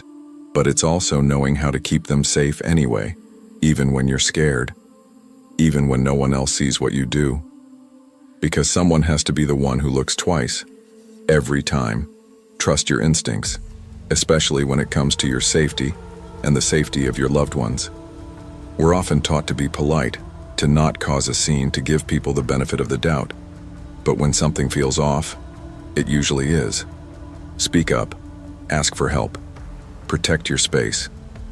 Because not every danger announces itself with a weapon or a threat. Sometimes it walks quietly, smiles often, and waits for silence to become permission. It started with a walk-in shift and a headache. I was 22, working part-time in the bakery section of a Walmart supercenter in Hemet, California. I was also trying to hold together a GPA at the local community college, navigate financial aid bureaucracy, and most days just stay out of my family's orbit. I hadn't seen my dad since Thanksgiving. That night ended in shouting, slammed doors, and a text that simply read, "Don't come back if you can't respect this house." I didn't. My friend Bryce had an extra room near campus. I threw my duffel in the corner, picked up extra shifts, and told myself I'd figure it out later. It wasn't pretty, but it was mine. That Friday in March felt like any other. I clocked in at 5:59 p.m. sharp, tied my apron, and started rearranging the refrigerated cake display. Some kid had smashed the corner of a strawberry whip into the shelf, and the writing looked like a 4-year-old had used sidewalk chalk to spell happy birthday. I was elbow deep in frosting wipes when I heard him. That voice. Loud, impatient. "You're not listening." I said no chocolate. "She's allergic, damn it." I froze. My body knew it before my brain did. I turned, and there he was, Dad. Still in his work boots and a dusty flannel, barking at some poor teenage associate who looked like he wanted to evaporate. He hadn't changed much. Still walked like he owned the room, even when the room wasn't his. Still had that same hard edge in his voice, like every word had to fight its way out. He didn't see me at first, but I saw the contents of his cart, streamers, paper plates, a deflated balloon set with happy birthday and glitter, and a tub of vanilla frosting. I could have ducked into the back room, slipped past the dairy cooler. Anything, but my feet didn't move. He looked up, locked eyes. "Jaden?" I gave him a nod. "Yeah? Hey?" And just like that, the tension in his shoulders dropped. His whole posture changed, like someone had hit the dimmer on his anger and turned up the regret. "Didn't know you were working here," he said. "You look different." "I've been busy. Classes, work." He gave a dry laugh. "Still mad?" I didn't answer. What was the point? He motioned to the cart. "It's your sister's birthday. She's turning 9. We're doing something small. I tried to. You should come." It caught me off guard how normal he was trying to be. Like we hadn't exploded at each other 4 months ago in front of my grandma over college, money, and everything in between. "You used to be good at baking cakes," he added. "Figured you might want to make one." That was before you called me a disgrace in front of Grandma. The teenage associate slowly backed away, probably praying for invisibility. I didn't blame him. Dad sighed and rubbed the back of his neck. A familiar gesture. He only did that when he was unsure of himself, which wasn't often. I was angry. he said. Away. You dropped out. You moved out. It felt like you were throwing your life. I wasn't, I said quietly. I was surviving. The words sat between us like a birthday candle no one wanted to light. Then he said, softer than I expected, "She misses you." I didn't know what to say. I just nodded and turned back to the cakes, pretending to rearrange the lemon bars. He left without another word. After the awkward bakery reunion, I tried to shake it off. I focused on the closing checklist: rotate the cupcakes, check the expiration on the pies, toss the stale muffins. But my mind stayed parked in that aisle, replaying everything. He'd shown up like he hadn't torn our family in half with his anger. Like it was just a minor storm we should have forgotten by now. That's the thing about people like my dad. They forget the thunder because they never hear their own thunder. Later that night, I was clocking out when the teenager from earlier stopped me near the break room lockers. His badge said Tyler. "Hey," he said, still chewing on whatever snack he'd smuggled from the deli. "That your dad?" "Yeah." He seemed intense. I smirked, slinging off my apron. He's not usually like that, unless he is. Tyler gave an awkward chuckle. "Family's weird." "Yeah," I said, grabbing my backpack. "That's one word for it." I walked out into the cold spring air, the kind that wasn't cold enough for a jacket but just chilly enough to make you feel small. I sat in my car for a long time, engine off, staring up at the Walmart sign. Glowing blue against the sky like a nightlight too tired to help. There were no tears, no rage, just silence. When I got back to Bryce's place, I opened my laptop to work on a midterm paper but just stared at the blank screen. Eventually, I typed out a short message. "Sunday at 3, right?" He replied almost instantly. "Yeah. Backyard. Just us." I didn't reply, just closed the laptop. Sunday came faster than I expected. I thought about ghosting it more than once, but something about the way he said "she misses you" stuck with me. I remembered helping her bake her first cookies, holding her tiny hand while she dumped flour everywhere, the way she hugged me when I brought home that pink unicorn cake for her 5th birthday. So I showed up, not with a homemade cake, just a smile and a gift bag from Target with glittery slime and a tiny sketchbook inside. The backyard hadn't changed. Same patio chairs, same dead grass, same string of lights that never worked right. She saw me through the window and ran out before anyone could stop her. "Jaden!" She hit me like a rocket, nearly knocking the gift out of my hands. "Hey, birthday girl," I said, hugging her tightly. She smelled like fruit punch and frosting. It made my chest hurt in the weirdest way. Dad stayed by the grill, watching from a distance. Mom waved from inside, trying to act casual, but I saw the tension. After the cake, after the presents, after the backyard games and soda-soaked paper plates, I found myself standing by the fence, alone. He came over. "I'm glad you came," he said, flipping a burger with the kind of attention people give when they're avoiding eye contact. "She looks happy," I said. "She is." We stood in silence for a while, the air thick with unspoken things. "I'm sorry," he said finally. "About Thanksgiving. About all of it." I didn't say anything. "I know I can't take it back," he added, "but I can try to be better." "Don't just try for me," I said. "Try for her." He nodded. "Yeah, for both of you." The weeks that followed weren't magical. He didn't suddenly become soft-spoken or emotionally fluent. I didn't move back in. But something shifted.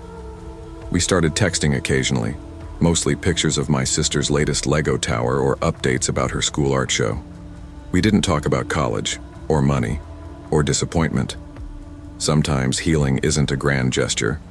Sometimes it's just showing up to a backyard party and staying long enough to see the candles blown out. At work, Tyler kept asking about the cake aisle reunion like it was the season finale of a sitcom. "You guys good now?" "No," I said. "But maybe we're trying." It was a Thursday night when I found myself walking past the birthday cake aisle again, stocking shelves on autopilot. A little girl stood with her mom, pointing at a pink frosted unicorn cake, the same one I used to get for my sister. She had the same wide eyes, same messy ponytail. The mom asked if I could write her daughter's name on the cake. I smiled. "Sure thing. What's her name?" "Lila," the girl said proudly. As I piped the name onto the frosting, I thought about how much happens in these aisles. Not just birthday plans and grocery lists, but life.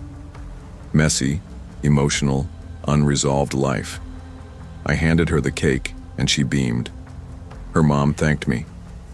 As they walked off, I turned back to the fridge, but something in me settled. Not everything is fixed. Not every apology is enough. But sometimes, the aisle is where the story starts again. Family wounds don't always heal with time, but they can soften with effort. Forgiveness isn't forgetting. It's choosing to let a door stay cracked open just wide enough for love to slip back in. I wasn't trying to be anywhere special that night. It was late October. I'd just finished my second shift, 7 hours on my feet at the front desk of an urgent care clinic after spending the morning shelving products at a home goods store. My scrubs smelled faintly like disinfectant, and my back felt like it had been stomped on by gravity itself. I wanted dumplings. That was it. Frozen dumplings and a bottle of oat milk, maybe cereal if I could afford it. The Walmart on 4th Plain in Vancouver was on my way home. It wasn't my favorite place. Too bright, too quiet.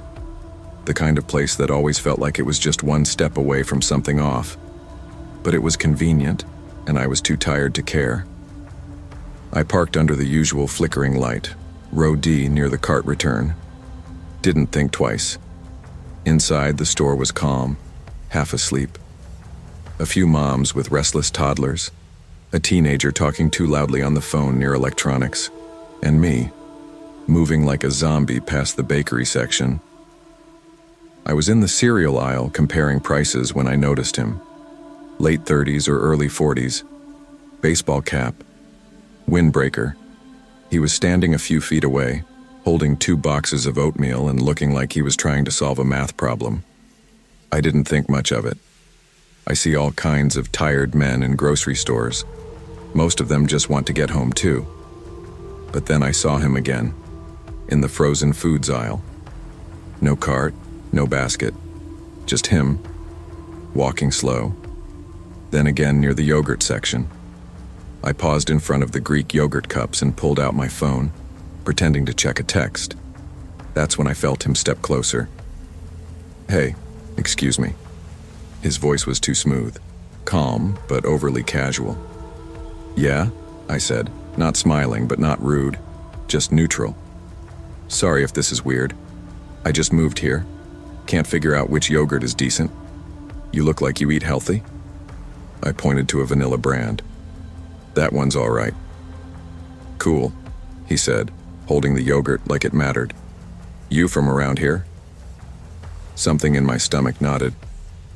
"Not really, just in and out." He smiled, a little too wide. "Shop late?" "Ah, I've seen you before. Maybe here a few times. You usually..." I felt the blood drain from my face. "I don't think so," I said, already starting to push my cart. "I barely come here." "Yeah, maybe I'm wrong," he said with a chuckle that didn't sound natural. Those familiar faces. "You've got one of..." I turned the corner into the snack aisle and kept walking, fast. I didn't run, I didn't panic. I've learned not to do either. Instead, I moved with a purpose, like I was just another tired shopper on autopilot. But my ears were dialed in, scanning for footsteps, wheels, breathing. I cut through aisles fast, past canned goods and bulk snacks, toward self-checkout. I told myself he was probably just awkward, maybe lonely, maybe harmless. I've told myself that before. At the self-checkout, I scanned everything like it was a race. Oat milk, frozen dumplings, a clearance granola bar, no cereal. My hands were trembling slightly, but I kept my face calm. Then I looked over. He was at a regular checkout line, not near the exits, just standing. Cart nearly empty, just a bottle of water and a pack of mints. I felt my heart thump. Why spend that much time in 3 aisles for just water and mints? I paid and walked toward the exit, pretending to answer a call. "Hey, yeah, just grabbing groceries. Be there soon," I said out loud to no one, angling my head like I had someone on speaker. I stepped into the parking lot. Cool night air hit me like a slap. My breath fogged up. My keys were already in my hand, looped between my fingers the way I'd been taught. My car was under the flickering light. Halfway there, I saw movement in the side mirror, a figure behind me.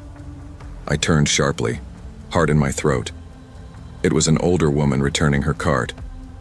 Not him. I smiled, nodded, and kept walking, faster now. I got in, locked the doors, and sat there, gripping the steering wheel. No one knocked. No one followed. No shadow passed my window. I started the engine, but instead of leaving, I did a slow lap around the lot. No sign of him. And yet, I couldn't shake the feeling that I'd been watched long before tonight. That night, back in my studio apartment, I didn't unpack my groceries right away. I sat on the edge of my bed with the lights off, listening. Nothing outside, no knocks, no strange sounds. I looked at the oat milk and felt stupid for being afraid, but something wasn't adding up. "You usually shop late." He was right. My schedule's been the same for months. Thursday nights after the clinic, quick Walmart run, back by 9. Routine is comforting until you realize someone else has noticed it too. I grabbed my phone and looked through my call log. Nothing weird. I checked my door locks. All good. But when I walked past the window, I pulled the curtain back just a little, just to be sure. Nothing out there. No one standing under the streetlight. No van idling. Just shadows and my own reflection.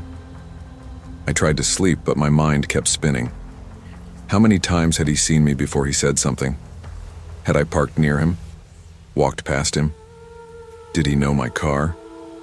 I kept thinking about his cart, about the fact that he wasn't really shopping, and about what could have happened if I hadn't trusted my gut.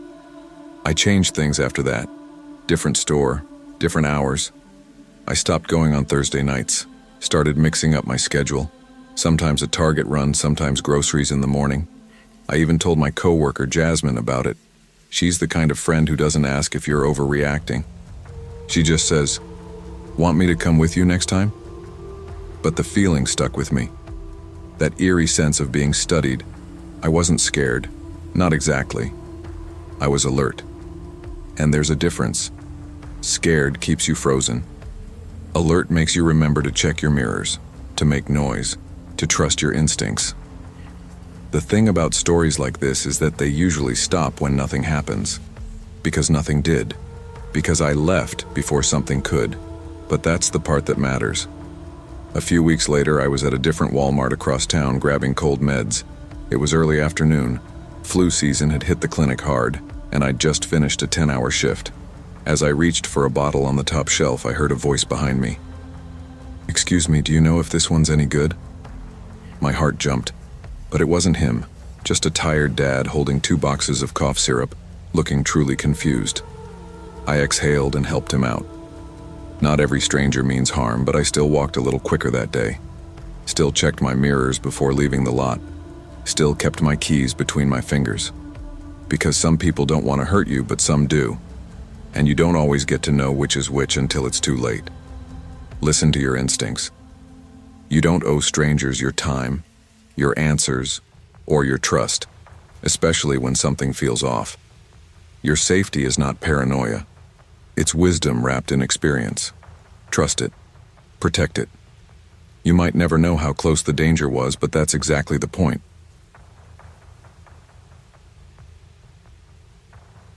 I didn't want to go. I told Natalie she could return the phone herself, but she just rolled her eyes and said she had too much going on. The kind of too much that always seemed to show up when I asked a question she didn't want to answer. We'd been together 4 years. The last 6 months had felt like walking across a frozen lake. Every word, every look might crack the ice.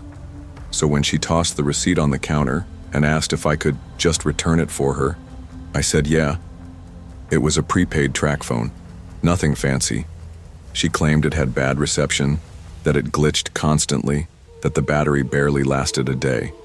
But she hadn't even opened it. The seal was still intact, which told me everything I needed to know. She didn't want it anymore because she didn't want me asking why she needed a second phone. Still, I figured the return would be simple, quick, in and out. I pulled into the Walmart on E. Hampton just after 6:30, just before the post-work crowd thinned out. The parking lot had that late winter feel, gray snowmelt crusted around the edges, and the air sharp enough to make your fingers ache even through your jacket. Inside, I joined the line at customer service. 5 people ahead of me, a toddler screaming, some guy with a broken coffee maker yelling about a missing part, standard chaos. I shifted my weight, trying to ignore my sore feet from driving Uber all day. That's when I noticed him. He wasn't in line. He wasn't browsing. He was just standing there, mid-40s, scruffy, eyes that didn't blink enough. Hoodie pulled tight around his face, watching. Not the shelves, the people. At first I thought maybe he was waiting on someone, maybe a ride or a friend inside. But he didn't move, just stood there, shifting his gaze from one person to another. I caught his eye for half a second. He turned fast, too fast. By the time I reached the counter, I'd already clocked his position again. He was near the prepaid phones, a few feet from the return desk now. Still hadn't picked anything up. The cashier looked worn out. Her name tag said, Cassandra. "Returning a track phone," I said, placing the sealed box on the counter with the receipt. "Workout." "Didn't card or cash?" "Card." I felt the man's eyes on me before I heard him. "Hey, you returning that track phone?" I turned slowly. He was right there, closer than he should have been. "Yeah, why?" "Just wondering, thinking about getting one for my kid, but they're kinda junk, right?" "I guess," I said, my tone clipped. "Didn't work well for us." "Mind if I see it? Just want to know the model." Cassandra snapped her head up. "Sorry, sir, we already processed it. He doesn't have the phone anymore." He held up his hands and backed off.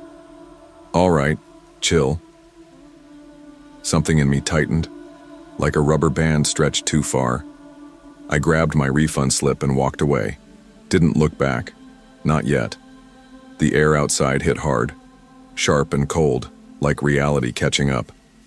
I didn't go to my car right away. I felt something buzzing under my ribs, not fear exactly. More like calculation.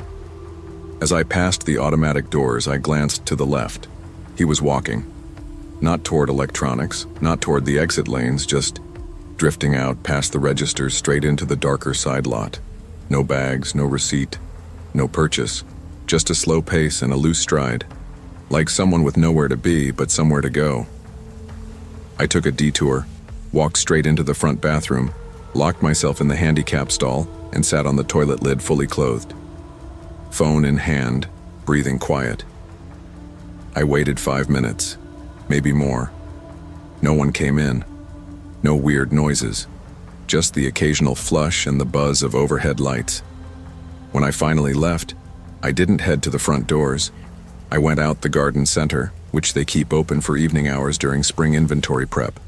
The parking lot felt quieter now, dimmer.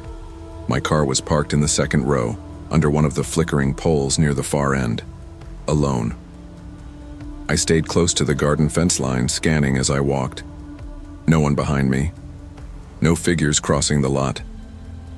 I kept my keys in hand the way Natalie had shown me a year ago. One key between each finger like brass knuckles.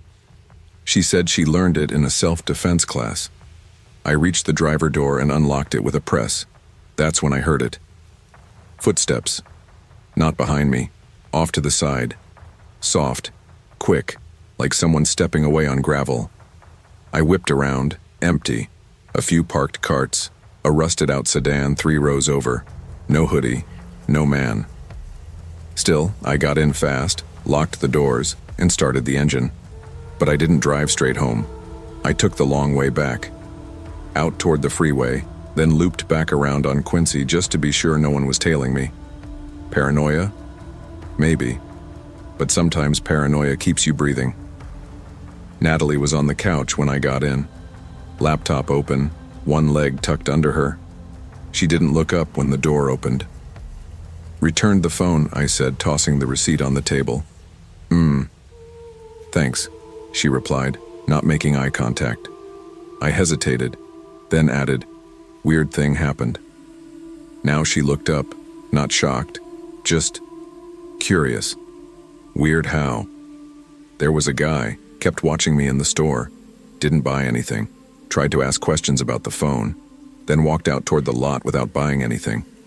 I waited it out, left through the garden center. She blinked. That's weird. That was it. No follow-up. No. Are you okay? No. What did he look like? I watched her face carefully. She wasn't surprised. "Do you know him?" I asked. She frowned. "What? No. Why would I?" "I don't know. Maybe because you're acting like this happens all the time." She closed the laptop slowly. "Jordan, maybe you're just tired. Creeps exist. That doesn't mean it's about you."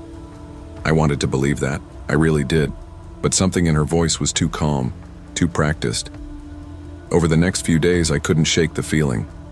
The way he asked about that phone, the way Natalie didn't react, the way she closed her laptop.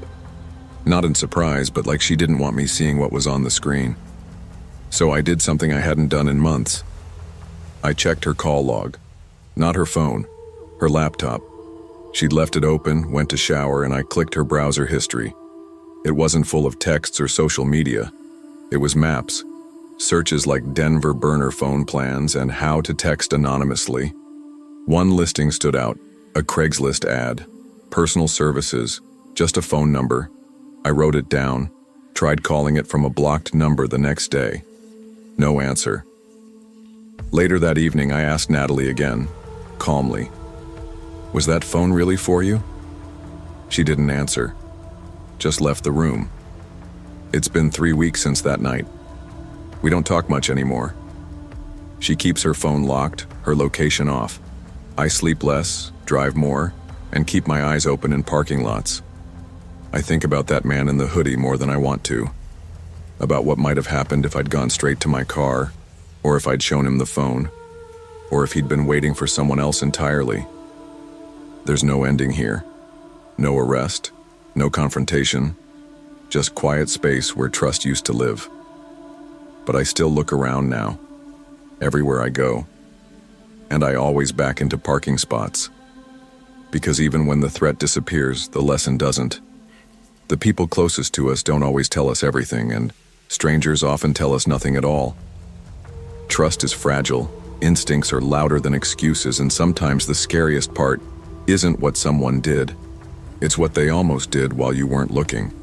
Stay aware, ask the hard questions, and don't ignore the silence between the answers.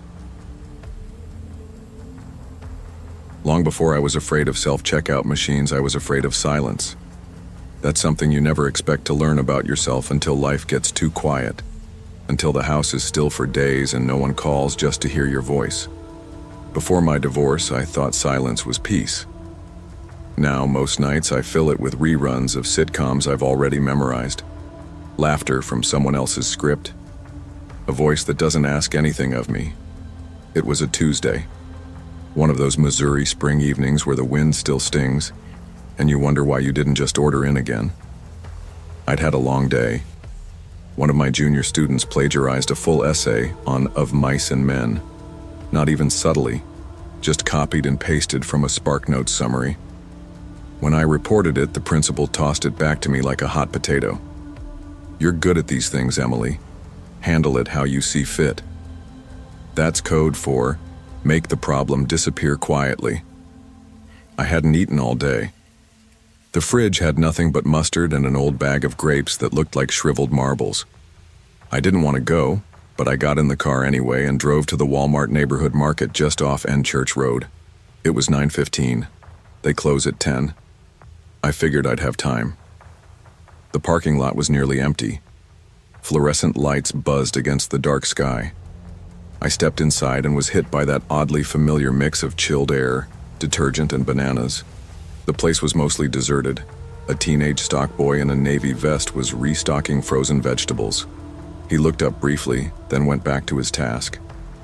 That was fine. I didn't want to be noticed. I moved quickly. Carton of eggs, bag of spinach, OJ, cereal, a frozen meal just in case. That was it. I just wanted to get in and out. At the self-checkout, I scanned everything. I reached for my card and swiped.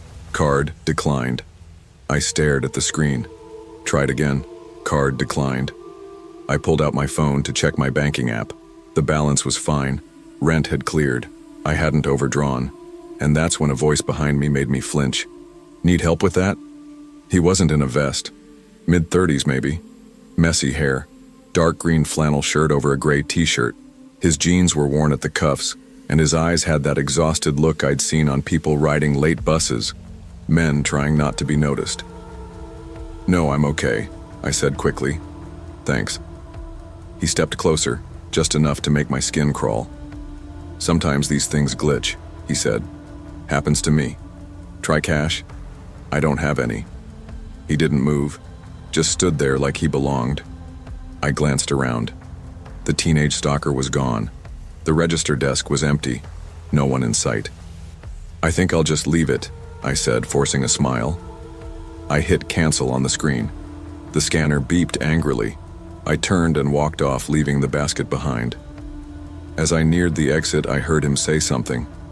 Barely a whisper. "I know what it's like when it gets tight." I didn't respond, didn't slow down, but that sentence stuck in my head. It wasn't just about money. It felt closer than that. Outside, my hands trembled slightly as I unlocked my car. He wasn't behind me. The glass doors stayed shut. I drove home with the heat on full blast, gripping the steering wheel like it could anchor me back into the real world. The next day, I tried to forget it. I told myself it was a weird moment. Everyone has them. Some guy hovering at checkout, maybe lonely, maybe unstable, maybe just trying to help in his own awkward way. That's what I said out loud as I got dressed for work, but I kept checking over my shoulder in the teacher's lounge, kept glancing out the classroom window like I expected to see someone watching from the parking lot. I didn't tell anyone. It felt stupid. I teach 16-year-olds how to interpret symbolism and write personal essays. I couldn't exactly walk into the front office and say, "A man looked at me weird while I was buying spinach." But then things got strange again. It started with a phone notification just after lunch. Your Walmart account was accessed from a new device. I didn't even know I had a Walmart account. I opened the app. It showed a device in Kansas City, an iPhone. Not mine. 2 password reset attempts had been made overnight. My stomach dropped. I changed the password. Set up 2-factor authentication. That night, I changed every password I could remember. Google, bank, school email, Amazon. I even updated my Netflix login just in case. I told myself it was a coincidence. But by Friday, our school's IT department contacted me. "Emily, we had some unusual activity on your email. Multiple login attempts from out-of-state IPs. We're resetting your credentials just to be safe." I thanked them and pretended it was fine, but it wasn't fine. At night, I'd walk past my window and feel like I was being watched. The glow of the streetlight outside felt harsher than usual. My dreams became muddy and stressful. I'd wake up with the weight of someone's eyes on me. The more I thought about it, the more that sentence haunted me. I know what it's like when it gets tight. It wasn't just a financial metaphor. It felt like something deeper, like pressure, like being cornered, like being strangled. Tight. The following Tuesday, I decided not to go out. I ordered groceries online. It felt like giving in. But I couldn't face that parking lot again. Not yet. I watched the delivery window like a hawk. When the driver arrived, I checked through the peephole before opening the door. Teenager. Harmless. I thanked him and locked up again. But something was off in the order. I had asked for almond milk. But there were 2 bottles. I asked for apples, got none, and in the bag with the cereal, tucked between a box of Cheerios and a can of soup, was a folded receipt for items I hadn't ordered. Men's thermal socks, a flashlight, a prepaid phone card. They weren't charged to me, not on my account. It was like someone else's purchase had bled into mine. I called customer service. The woman on the line was polite but confused. "That's not possible, ma'am. Orders are bagged individually." "Could this have come from another cart by mistake?" "Not usually," she said. "Each picker uses a separate bin." I asked her to double-check. She said she would escalate the issue. I hung up and stared at the flashlight. It was a cheap one, plastic casing, still in the packaging. I threw it in the trash. But that night, my power went out. Only for a moment. Just long enough for every room to go dark. My heater clicked off. The fridge went silent. Then it came back. "A blip," the power company said. "Nothing to worry about." But I didn't sleep well that night. On Thursday, I went back to the store. Not because I wanted to, because I needed to know if he was real. Part of me had begun to wonder if I imagined it, like a ghost from a stressful week, a shadow of fear wearing a man's face. The Walmart neighborhood market looked exactly the same. I parked closer this time, waited a moment before getting out. I checked my mirrors 3 times. Inside, the lights were bright, the staff visible. I walked fast. Eggs, apples, bread, milk. I didn't see him. Not in frozen foods, not in the aisles, not at checkout. I paid in cash. As I exited, I passed a corkboard near the front doors. A community announcements thing. Babysitters, dog walkers, piano lessons. Pinned near the corner was a photo. A man's face printed in grainy black and white. Missing. Name, Jeremy L. Last seen, April 2022. Wearing, green flannel shirt. I stopped cold. It was him. The same eyes. The same tired mouth. Even the shirt matched what I remembered. I snapped a photo of the flyer and left without looking back. At home, I looked it up. Nothing came up except a low-res copy of the same flyer. No news reports. No follow-ups. The original Reddit thread where it was posted had no comments. Just vanished. Like he was never there. That Friday, I got an envelope in the mail. No return address. Inside, a single receipt. From Walmart. My name on it. Dated the Tuesday I saw him. Items listed: eggs, spinach, cereal, orange juice. Total, $19.14 payment method, cash. But I never bought those items. I left them at the register. I stared at it for a long time. That receipt had no business existing. It suggested a purchase that never happened, or worse, one I didn't remember making. I shredded it, burned the pieces in a dish on my balcony, and I haven't shopped at that store since. But sometimes, late at night, I'll be scrolling online and something will flicker. An old banner ad I don't remember clicking. A password reset email I didn't request. And always, that voice in my head, like a whisper from behind me in a quiet aisle. I know what it's like when it gets tight. Trust your instincts. Even in mundane places when something feels wrong, it often is. Discomfort is a form of awareness. Fear isn't always irrational, it's protective. When the world seems too quiet, pay attention to what's hiding in the silence. People always assume the worst part of a breakup is the moment you leave, but that's not true. Not for me. The worst part came later, after the bags were packed, after the ugly crying and the locked social media accounts. The worst part was the silence, the feeling that maybe you imagined how bad it was, because no one else saw it. Not the manipulation, not the gaslighting, not the way he made every apology sound like it was your fault. Tyler was the kind of guy people liked at first. He smiled easy, made jokes, helped people move furniture. The kind of man who fixed your cabinet doors before you even asked. And for a long time, I let those surface things convince me I was lucky. I wasn't. What I was stuck. We dated for 3 years, moved in together after 6 months because he said it just made sense. At first it did, but slowly, the house filled up with tension, with phrases like, "You always twist things," or "You're overreacting," or the classic, "You're too sensitive, Lena." It wasn't dramatic, no holes in the wall, no bruises, but it was constant, tiny cuts that built into something harder to name. He'd scroll through my texts when he thought I was asleep. He'd comment on how I dressed, ask who I was trying to impress. He'd accuse me of pulling away if I went for a walk alone. The last fight was over nothing, as always. I don't even remember what started it, but I do remember the way his voice dropped to a whisper, sharp and cold. "No one else will put up with you." That was the moment I decided to leave. I moved into a small apartment on the other side of Cheyenne, started fresh, new address, new Wi-Fi password, new routines. I blocked his number, changed my emergency contacts, told only 2 close friends where I was. I felt raw, but free.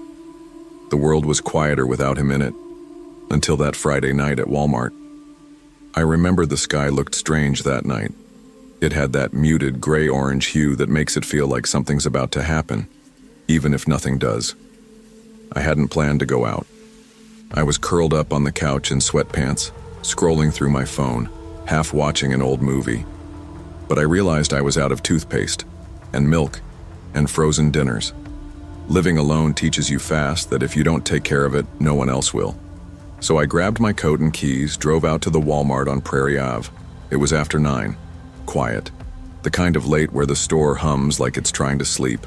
Inside, there were maybe a dozen people, a couple of teens loitering near electronics, a tired mom corralling 2 little boys in pajamas, a man coughing loudly in frozen foods.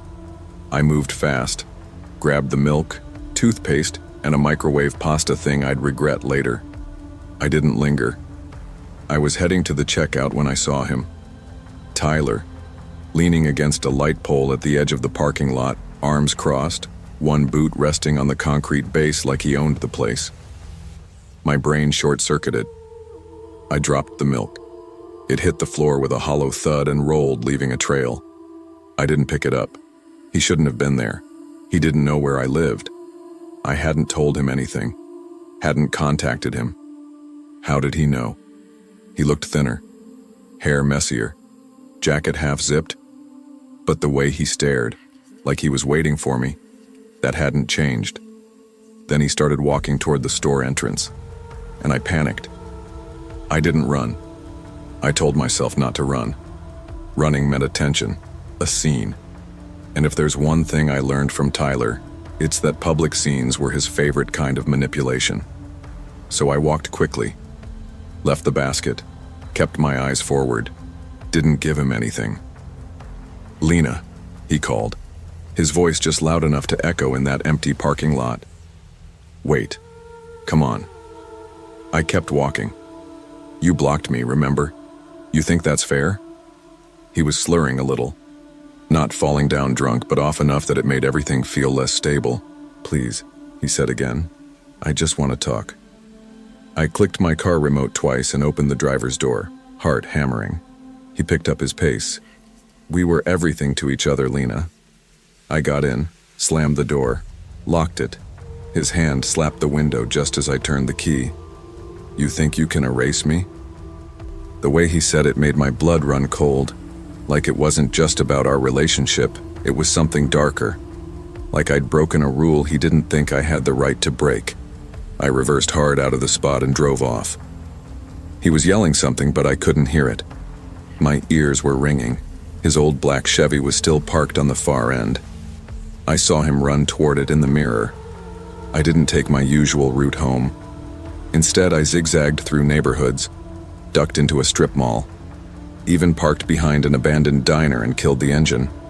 I sat there, breathing shallowly, palms sweaty against the wheel. No headlights, no movement. Eventually, I made it to my apartment complex. Pulled in, waited, still nothing. But as I unlocked my front door and turned, he was there. He stood on the far corner of the block, swaying. I don't know how he found me. I hadn't given him the address. He didn't know my new street. But there he was, under that flickering streetlight, shirt unbuttoned halfway, like he didn't even notice the cold. He was mumbling to himself. I went inside, locked the door, turned off all the lights, peered through the curtain. He was pacing now, muttering, then yelling. She doesn't get to walk away like that. I gave her everything. He knocked over a trash bin, kicked it, then collapsed onto the curb like his legs just quit on him. I stood there in the dark, heart in my throat. I didn't want to call the police. I didn't want to escalate anything, but I also couldn't breathe.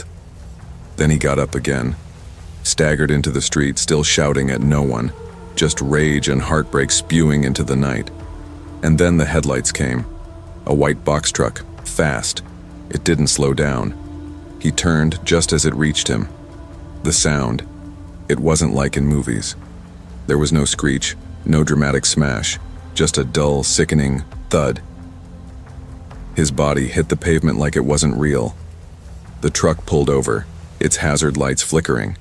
I dropped to the floor behind the curtain, hands over my mouth. I didn't look again. Not until the sirens came. They called it an accident.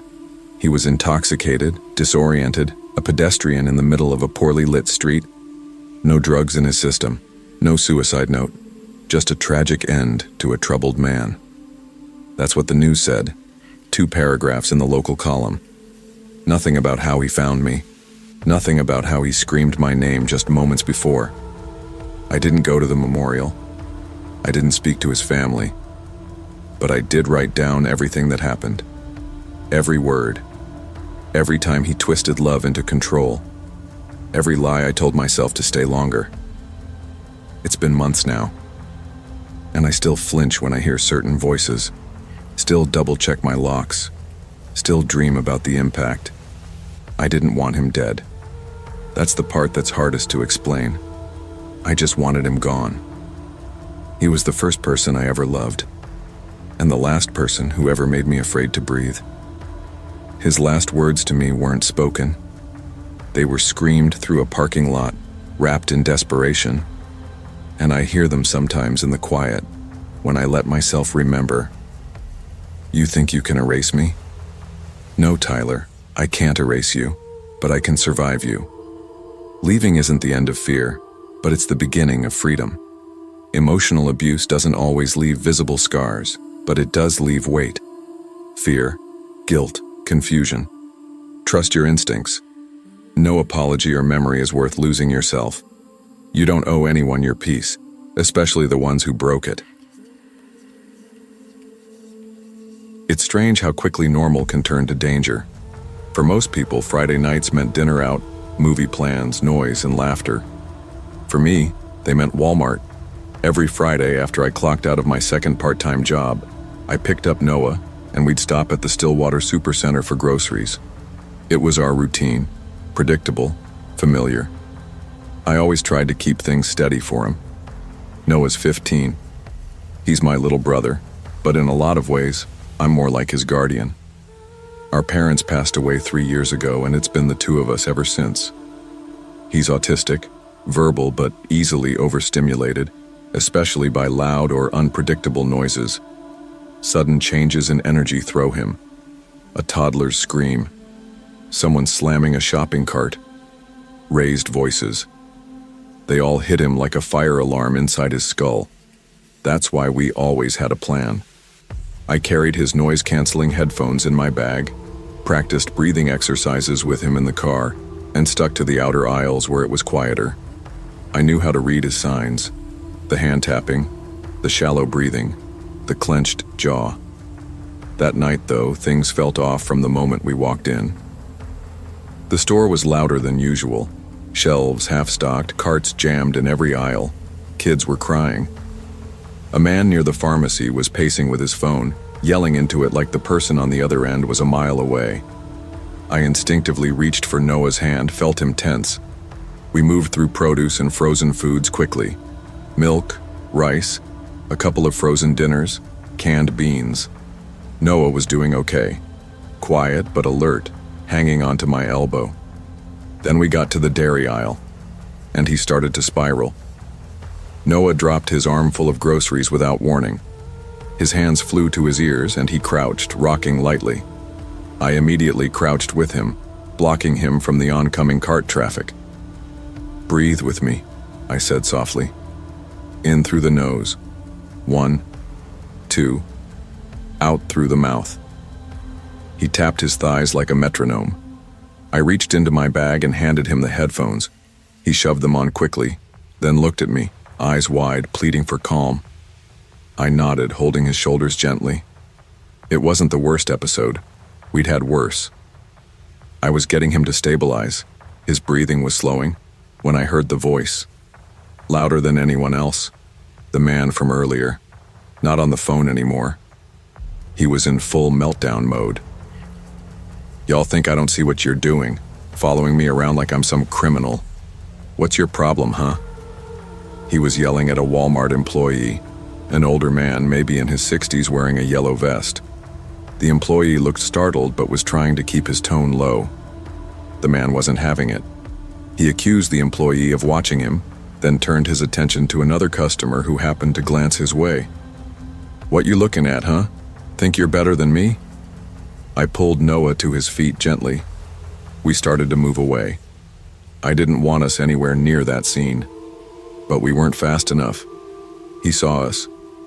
"Y'all staring too? What's with everyone watching me tonight, huh?" The voice hit me from across the aisle like a gunshot. I instinctively looked down, pulling Noah behind me. "We're not sorry, sir." "You people," he snapped. "Always acting like you're better, judging, always judging." Noah whispered something under his breath, still trying to regulate. It was a self-soothing script. I couldn't make out the words, but he repeated them softly, eyes darting. That's when the man locked eyes with him. "What's wrong with him, huh? He mocking me?" He took a step forward, shoulders square, fists twitching like he was trying to decide something. I stepped in front of Noah. "He's not mocking you," I said, voice steady. "He's autistic. Please leave us alone."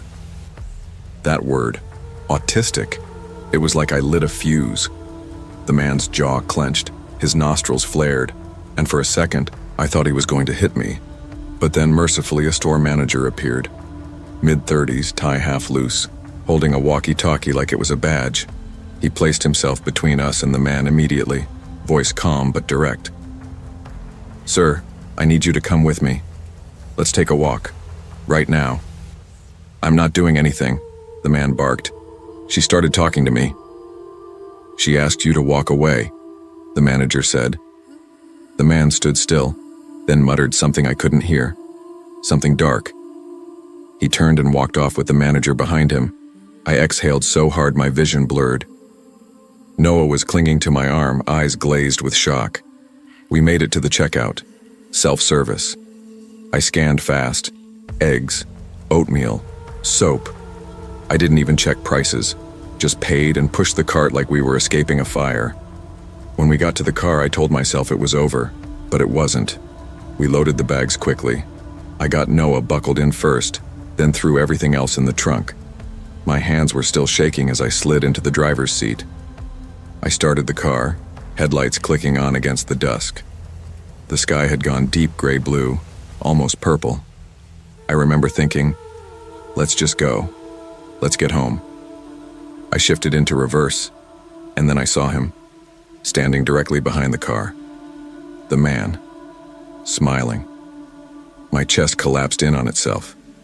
I couldn't move, couldn't even blink. He wasn't angry anymore.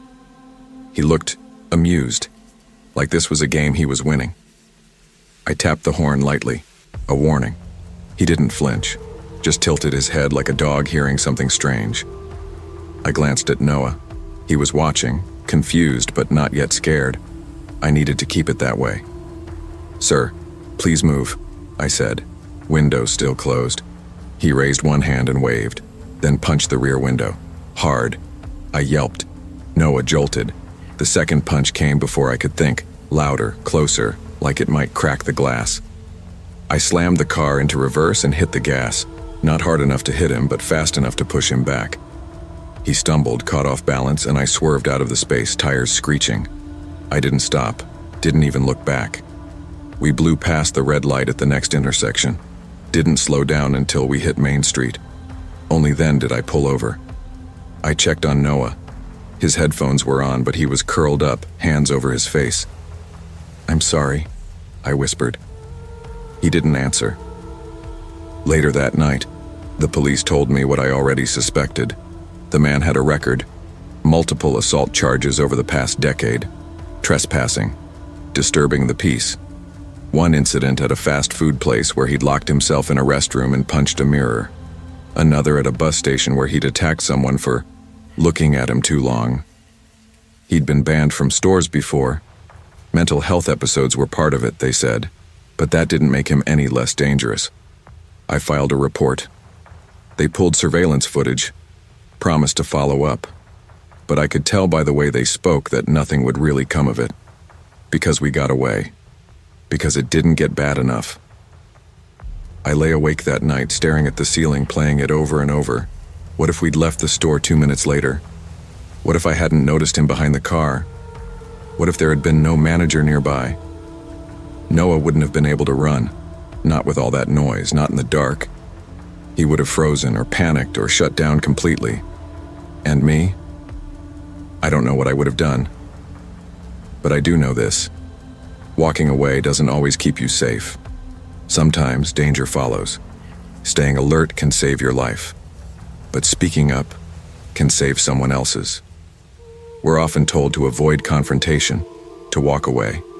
And sometimes that's smart. But there are moments, quiet, terrifying moments, where stepping between danger and the vulnerable is the only thing that matters. Not everyone has the ability to protect themselves. So when we can, we must. Even when our voice shakes, even when our hands tremble. Courage doesn't feel brave when it happens, it feels like survival. Long before I ever heard the word trafficking outside of news clips or cable documentaries, I thought I was doing everything right.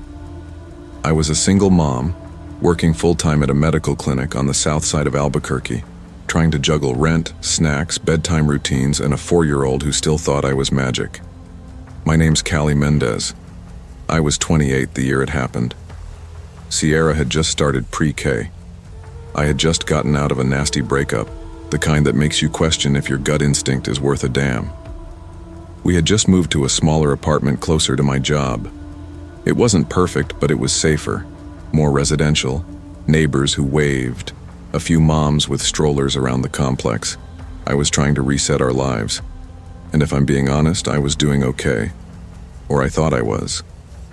It was a Saturday. Hot, dry, busy. I always hated grocery shopping on weekends, but Sierra had run out of yogurt pouches and we needed the usual. Paper towels, laundry pods, stuff for lunches. Walmart was packed, carts bumping into each other, toddlers crying, couples arguing over coupons. I almost turned around in the parking lot, but we were already there, and Sierra was begging for those little marshmallow cookies shaped like animals. We went in, I grabbed a cart, strapped her in with a pack of fruit snacks and her pink water bottle, and we made our rounds like always. I kept to the edges, avoiding the center chaos, past hardware, then health and beauty, on toward cleaning supplies. That's when Sierra spotted the big bin of stuffed animals near the seasonal aisle. "See?" she asked, already wriggling out of the strap. "Can I go?" It wasn't far, maybe 15 feet. I could see her the whole time, and I swear I looked up every 5 seconds. I even said out loud, "Okay, baby, just stay where I can see you." But I guess it only takes 3 seconds. I remember comparing prices on 2 bottles of detergent. One name brand, one store brand. I blinked, glanced up. She was gone. At first I didn't panic. Not really. I looked left, looked right. I figured she'd just crouched behind the bin or wandered to the next one. I called out her name. "Sierra?" Nothing. I pushed my cart around the display. That's when I saw her, sitting calmly in a shopping cart, juice box still in hand next to a man I didn't recognize. Tall, hoodie, gray and faded. jeans. Nondescript, except he wasn't looking down at her. He wasn't talking to her. He was just walking fast toward the back end of the store. Garden section. For half a second, I thought maybe she'd climbed into someone else's cart by accident. She was friendly, a little too friendly sometimes. But something in my stomach turned cold. "Excuse me," I called out, still confused. "Sir?" He didn't stop. Then everything in me shifted. "Hey, that's my daughter. Stop!" He turned slightly, met my eyes, and for a second, I'll never forget the way he looked at me. Blank. Like I wasn't even human. Like I was a fly buzzing in the background. Then he pushed the cart faster. I didn't think. I just ran, dropped my purse, dropped the detergent, sprinting in sandals down the slick Walmart tile, screaming, "Sierra! Sierra!" People were starting to look now. A couple froze. But then, another man, clean-cut, younger, maybe late 20s, stepped right in front of me. "Ma'am," he said, smiling too calmly, "you look confused. Let me help." "Get out of my way," I screamed and shoved him hard. That's when the dam broke. A cashier yelled. Another woman from the cleaning aisle, God bless her, sprinted ahead and blocked the exit. "Stop that man," she shouted. The guy let go of the cart. Sierra was crying, confused but safe. He bolted out the side emergency door. The second man? Gone. Sierra clung to me like a baby koala, sobbing, while I called 911 with shaking hands. I remember the details blurring together. People asking me questions I couldn't answer. The Walmart manager scrambling. Someone on a walkie-talkie calling for asset protection. The police arrived within 10 minutes, but the man was already long gone. The security footage was grainy. Why are those cameras always useless? And the plate on the car they thought he got into was unreadable. "Might be a burner car," one of the officers said, like it was nothing. But the worst part? One of the detectives told me in a lowered voice that I wasn't the first. "There were 2 similar cases this week," he said. "One in Rio Rancho, one over off San Mateo. Same method. One guy walks out with the kid in the cart. The other one tries to block the parent. If nobody says anything, they're gone before anyone notices." That hit me like a second punch. I kept thinking, what if that woman hadn't blocked the door? What if I hadn't screamed? Sierra was okay, physically. But something in her shifted too. She clung tighter when we walked through parking lots. Didn't want to be out of the cart. Sometimes at night she'd say, "Mommy, don't let the cart man find me." I didn't sleep right for weeks. Still don't, not really. After that, everything changed. I stopped shopping alone, no quick trips. I switched to online pickup for a while, and I started noticing things more. How easy it was to distract someone. How few people pay attention to anything around them in stores. I caught myself watching other kids too. Parents with their backs turned, babies sitting in carts while moms scrolled on their phones. I wanted to shake them, scream, "Don't look away," not even for a second. But you can't say that to strangers without sounding crazy. I enrolled Sierra in a safety class at the community center. They taught her how to scream, how to say, "You're not my parent," if someone tried to take her hand. I drilled it with her at home. She hated it, but I didn't care. I also got a tiny GPS clip that goes in her shoe, just in case. The world didn't change that day, but my world did. I learned that predators don't always wear trench coats or lurk in alleys. Sometimes they walk right past you, smile like customers, talk like helpers, and they count on the chaos. They count on you being tired, distracted, rushed, kind. It's been almost a year now. Sierra just turned 5. We celebrated at the park with cupcakes and a Paw Patrol cake. She doesn't talk about that day much anymore, but I do. I tell other parents, I tell coworkers. I even shared it at a PTA meeting once. And every time someone's eyes go wide like it never occurred to them something like that could happen in a place so ordinary. That's what still scares me most. How close they got. How easy it was. How no one noticed until I screamed. So I scream for her in a different way now. I tell people, watch your kids, stay off your phone in stores, trust your gut. Even if it feels awkward, even if it feels rude. Better rude than silent. Better a panic that turns out to be nothing than a silence that becomes a headline. And Sierra? She still sits in the cart sometimes, but now she always asks, "Mommy, you're watching me, right?" And I always answer the same way. Always, baby. Always. Danger doesn't always look like danger. It often wears the mask of normal life. Always trust your instincts, protect your children with vigilance, and never assume someone else is paying attention. In a world full of distractions, awareness is your first and best defense. I never go into Walmart for more than a few things. That Tuesday was no different. It had just finished raining, one of those steady North Carolina drizzles that turns every parking lot into a slick mirror. I had just gotten off a phone call with one of my boys from the youth center, DeAndre, 13, sharp kid, been struggling with some nonsense at school, another bullying issue. That kind of call stays with you. I told him I'd check in later, then parked, left the car running for a second, and just sat there. I was tired. Mentally, more than anything. Tuesdays always feel like leftovers from Monday, just slightly reheated stress. But I needed a few basics. Rice, shampoo, maybe a new tub of protein powder since mine was down to dust. I pulled my hood up before stepping out. Not trying to make a fashion statement, just didn't feel like getting my scalp wet. It was about 3:10 p.m.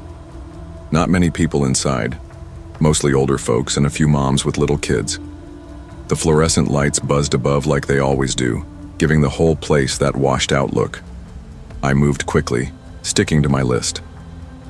The first weird moment came near the shampoo section. I was comparing labels, figuring out whether to go with the usual or try something new with tea tree oil, when I noticed a young white woman pushing a stroller. She looked tired, maybe mid-20s, thin ponytail, leggings, oversized sweatshirt. She passed me once, then again, then a third time, this time glancing quickly and pulling out her phone. Didn't say anything, didn't make eye contact, just walked off. I didn't think much of it. People walk back and forth in stores all the time. I grabbed the bottle and moved on to dry goods. Rice was on aisle 10, protein powder on 12.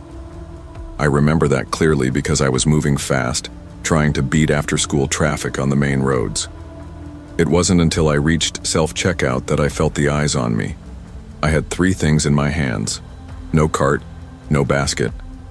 I scanned the shampoo first. That's when they approached. 2 men, late 30s maybe, both wearing Walmart security vests, badges swinging on lanyards. One bald, one with a clipboard. "Sir, we've had a concern. We need you to step aside and speak with us." I turned slowly, confused. What kind of concern? "There was a report of suspicious behavior in the baby aisle," the bald one said. "We just need to clear it up. Won't take long." I blinked. Baby aisle?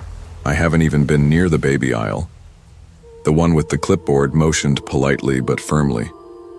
"Let's just step back here." They didn't touch me, didn't cuff me, but it didn't matter. Everyone around us was watching. The cashiers, the older woman with a cart full of laundry soap, a teenager holding a bag of Takis. I felt their eyes burning into me as I followed these men past the registers, past the electronics department, into the back hallway where the floors suddenly turned gray and industrial. Inside a small, cluttered office, they asked me to sit. A monitor played security footage on loop, black and white, high angle. I could barely make out faces. "Do you know this woman?" the clipboard guy asked. He pointed to a blurry figure pushing a stroller. I squinted. "No." "Have you spoken to any children in the store?" I laughed once, not because it was funny, just disbelief. "No, I haven't talked to anyone in this store." "Why did you switch aisles so often?" I kept my voice level. "Because I was shopping. Rice, shampoo, protein, that's it." They didn't say much after that, just watched the footage, rewound, watched again. Clipboard guy took notes. Bald guy leaned against the wall, arms crossed. 30 minutes went by, maybe more. Eventually, they both leaned back from the monitor. Clipboard guy cleared his throat. Well, based on the footage, it looks like you remained in the same general aisles. She passed by you a few times. Looks like she may have gotten the impression you were following her. I stared at him. Office? So, she thought I was following her, so that's enough to pull me into a back. He shifted, uncomfortable. It was a complaint. We have to take those seriously. Sure, but nobody checked the footage before bringing me back here? The bald one finally spoke again. It's just protocol, sir. Protocol, I repeated, more to myself than anyone else. They didn't apologize, didn't offer me a voucher or a manager or even a nod of embarrassment. Just a cold, you're free to go. I walked back out to the front of the store. I didn't bother resuming checkout. I dropped the bottle of shampoo in a random bin near the pharmacy and kept walking. The receipt was still in my pocket, crumpled and useless. Outside, the rain had stopped, sun peeking through the clouds like nothing had ever happened. But something had. Something had definitely happened. I sat in my car for a while before turning the ignition. You'd think I'd be used to this. I'm 36. I've lived in Fayetteville my whole life. Army vet, youth counselor. I don't raise my voice. I don't posture. I don't wear sagging pants or flashy chains. I've been pulled over for nothing. I've been followed in stores. But it still catches you off guard. The sudden shift from person to suspect. I thought about how fast it could have gone differently. What if I'd raised my voice? What if I'd walked toward the woman to ask why she kept circling me? What if I'd refused to go to the back without seeing proof? The fact is, I know the rules. I learned them early. Rule 1, stay calm, even if you're boiling inside. Rule 2, keep your hands visible. Rule 3, never ever lose your cool, because losing your cool gets redefined when you look like me. I didn't go back to that Walmart for months. I started using a grocery delivery app, avoided public errands if I could. It wasn't fear, not exactly, more like weariness, a tiredness deep in the bones. Because it's not about the one incident. It's about how many you carry with you, and how light you have to pretend they are just to keep moving through your day. Later that night, I got a text from DeAndre again. Said a kid threw his lunch tray at him in the cafeteria. Said the teacher told him to just ignore it. I called him right back, let him vent, told him to breathe, told him I was proud of him for keeping his cool. I meant it. After we hung up, I thought about what I wanted to teach him, what I should be teaching him. I thought about how the world reads our bodies, our presence, how quick people are to assume, how slow they are to apologize. I thought about the look on that woman's face, that flash of suspicion, and how that moment, whether she meant it or not, became a chain of consequences. I keep telling the kids at the center, control what you can control. But I wish I could promise them more. I wish I could tell them the world would see them clearly. But sometimes all I can say is, stay calm, be smart, make it home. Perception shapes reality, but not always truth. We live in a world where fear and bias can turn an ordinary moment into an accusation. It's a reminder to slow down, look again, and question your assumptions. Because what you think you see could ruin someone else's day, or worse, their life.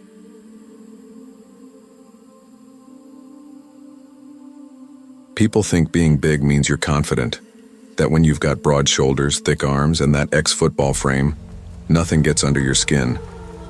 But that's not how it works. Not for me, anyway. My name's Tyler Moss. I'm 30, a personal trainer now living in Fort Worth. I used to play college ball, linebacker, back before a torn ACL during junior year ended those dreams. I never went pro, never even walked across a draft stage, but I stuck to fitness, opened a small garage gym, built a steady client list. I'm good at what I do and I keep to myself. Always have. But no matter how chill you try to be, There's always someone who sees the muscle before the man. It was a Sunday, quiet, muggy evening in late summer. I'd just finished a late lift at my buddy's gym near Henderson Street. Nothing crazy. Back day, some cardio, few stretches. I was tired, hungry, but figured I'd stop at the Walmart off 35 before heading home. I needed almond milk, some frozen veggies, protein powder. That's it. I didn't even bother changing. Still had on my black tank top, joggers, sneakers, and had my gym duffel slung over one shoulder. It's Fort Worth. Gym wear's nothing new around here. I didn't think twice. I walked in, nodded at the greeter, popped my earbuds in. I wasn't trying to vibe or pose. I was tired. My legs were dragging. You lift heavy enough, your gait changes by default. I headed toward the health and fitness aisle. That's when it started. I was comparing protein bar labels, calories, sugar, macros. You'd be surprised how many lie on the front label. I always read the back. That's when I caught a flash out of the corner of my eye. 3 girls, teenagers, probably 16 or 17, hovered near the drink coolers. One pointed at me. Another glanced up, then quickly looked back at her phone and laughed. I could feel them whispering, watching. My stomach dropped a little. I've seen that look before, the one where they think you're some kind of joke or threat. I sighed, slipped my hoodie out of my duffel, and pulled it over my head. Just wanted to finish shopping. Moved down to the vitamin aisle to avoid the weirdness. I figured maybe they'd lose interest. Teenagers act weird sometimes. I wasn't trying to cause a scene. I didn't even make eye contact. About 10 minutes later, I was squatting down to check some shelf supplements when I felt a tap on my shoulder. Not hard, but sharp enough to make me stand fast. 2 Walmart employees stood there. One older guy, looked managerial. The other, a younger woman with a clipboard and tight expression. "Hey, sir," the guy said with this rehearsed tone. Few quick questions. "Sorry to bother you. We just need to ask you I pulled out one earbud." "About what?" He cleared his throat. "We received a report from some shoppers, minors, that there was a man following them around and making them uncomfortable." I blinked. I wasn't following anyone. The woman clutched her clipboard tighter. The guy nodded. "I understand. We just have to follow up on any complaints. Would you mind stepping into the office real quick?" Everything in me wanted to say no, but I knew better. So I nodded. I'd never been in a Walmart security office before. It was cold, quiet, walls lined with gray shelving, a monitor in the corner playing grainy camera footage from overhead angles. The manager motioned for me to sit, then turned to the screen. "This is aisle 6, he said. "This is where the complaint started." I leaned forward, arms on my knees. Sure enough, there I was, walking into the aisle alone. The camera caught me browsing the shelves. A minute later, the girls walked in from the opposite end. "See that?" I said. I was already there. He nodded. "Yeah, I noticed that." The young woman stepped forward holding a phone. "They also posted this." She handed it over. An Instagram story, a screenshot. "This creep keeps following us. We told an employee. Hope they kick him out. You." My heart just dropped. I stared at the post. It had over 300 likes, a couple of fire emojis, one laughing face. "I didn't even look at them," I said slowly. "Through 3 aisles, tops. Didn't talk, didn't move toward them. I walked." The girl winced, clearly uncomfortable now. "Look," I said, handing over my phone. "Here's my GPS. I got here 18 minutes ago. Text with my cousin about dinner. You can track it. I stayed in this section the whole time."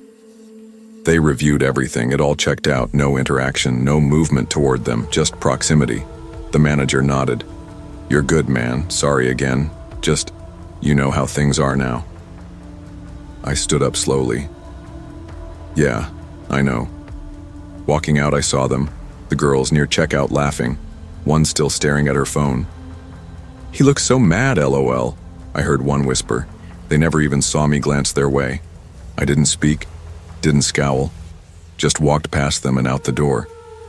I left the cart, didn't want anything anymore. Outside, the sun had just dipped past the horizon. Purple streaks cut through the Fort Worth sky. I sat in my car with the engine off for a long time. This wasn't the first time. Once, a mom at a coffee shop pulled her daughter close when I walked in. Another time, someone accused me of blocking their car in a parking lot when I was just lifting groceries into my trunk. It's not always dramatic, it's just constant. A slow drip of suspicion. A lifetime of people deciding who you are before you open your mouth.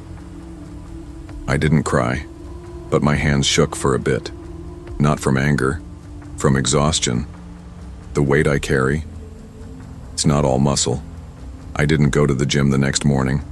Stayed in, pulled on a baggy hoodie, wore it all day, even at home.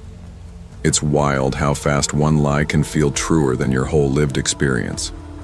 That Instagram post, people believed it. No one asked what actually happened. No one thought, maybe they misread it. Being misunderstood is one thing. Being seen as dangerous for doing nothing but existing, that's another. It took a week before I went back to my routine, back to training clients, back to grocery shopping, but with that quiet tension, the kind where your shoulders never fully relax, where you track people in your periphery just in case someone feels uncomfortable again. And maybe the worst part is, I know it'll happen again. Maybe not this month, maybe not this year, but someday someone will decide I look like someone who could, and that'll be enough. Assumptions are powerful and dangerous. Judging someone by their appearance can cause real harm, especially when those judgments are amplified online without truth or context. What feels like a joke or a moment of caution can deeply impact another human being's life. See people, not shadows. Think before you post. And if you're ever unsure, choose compassion over fear.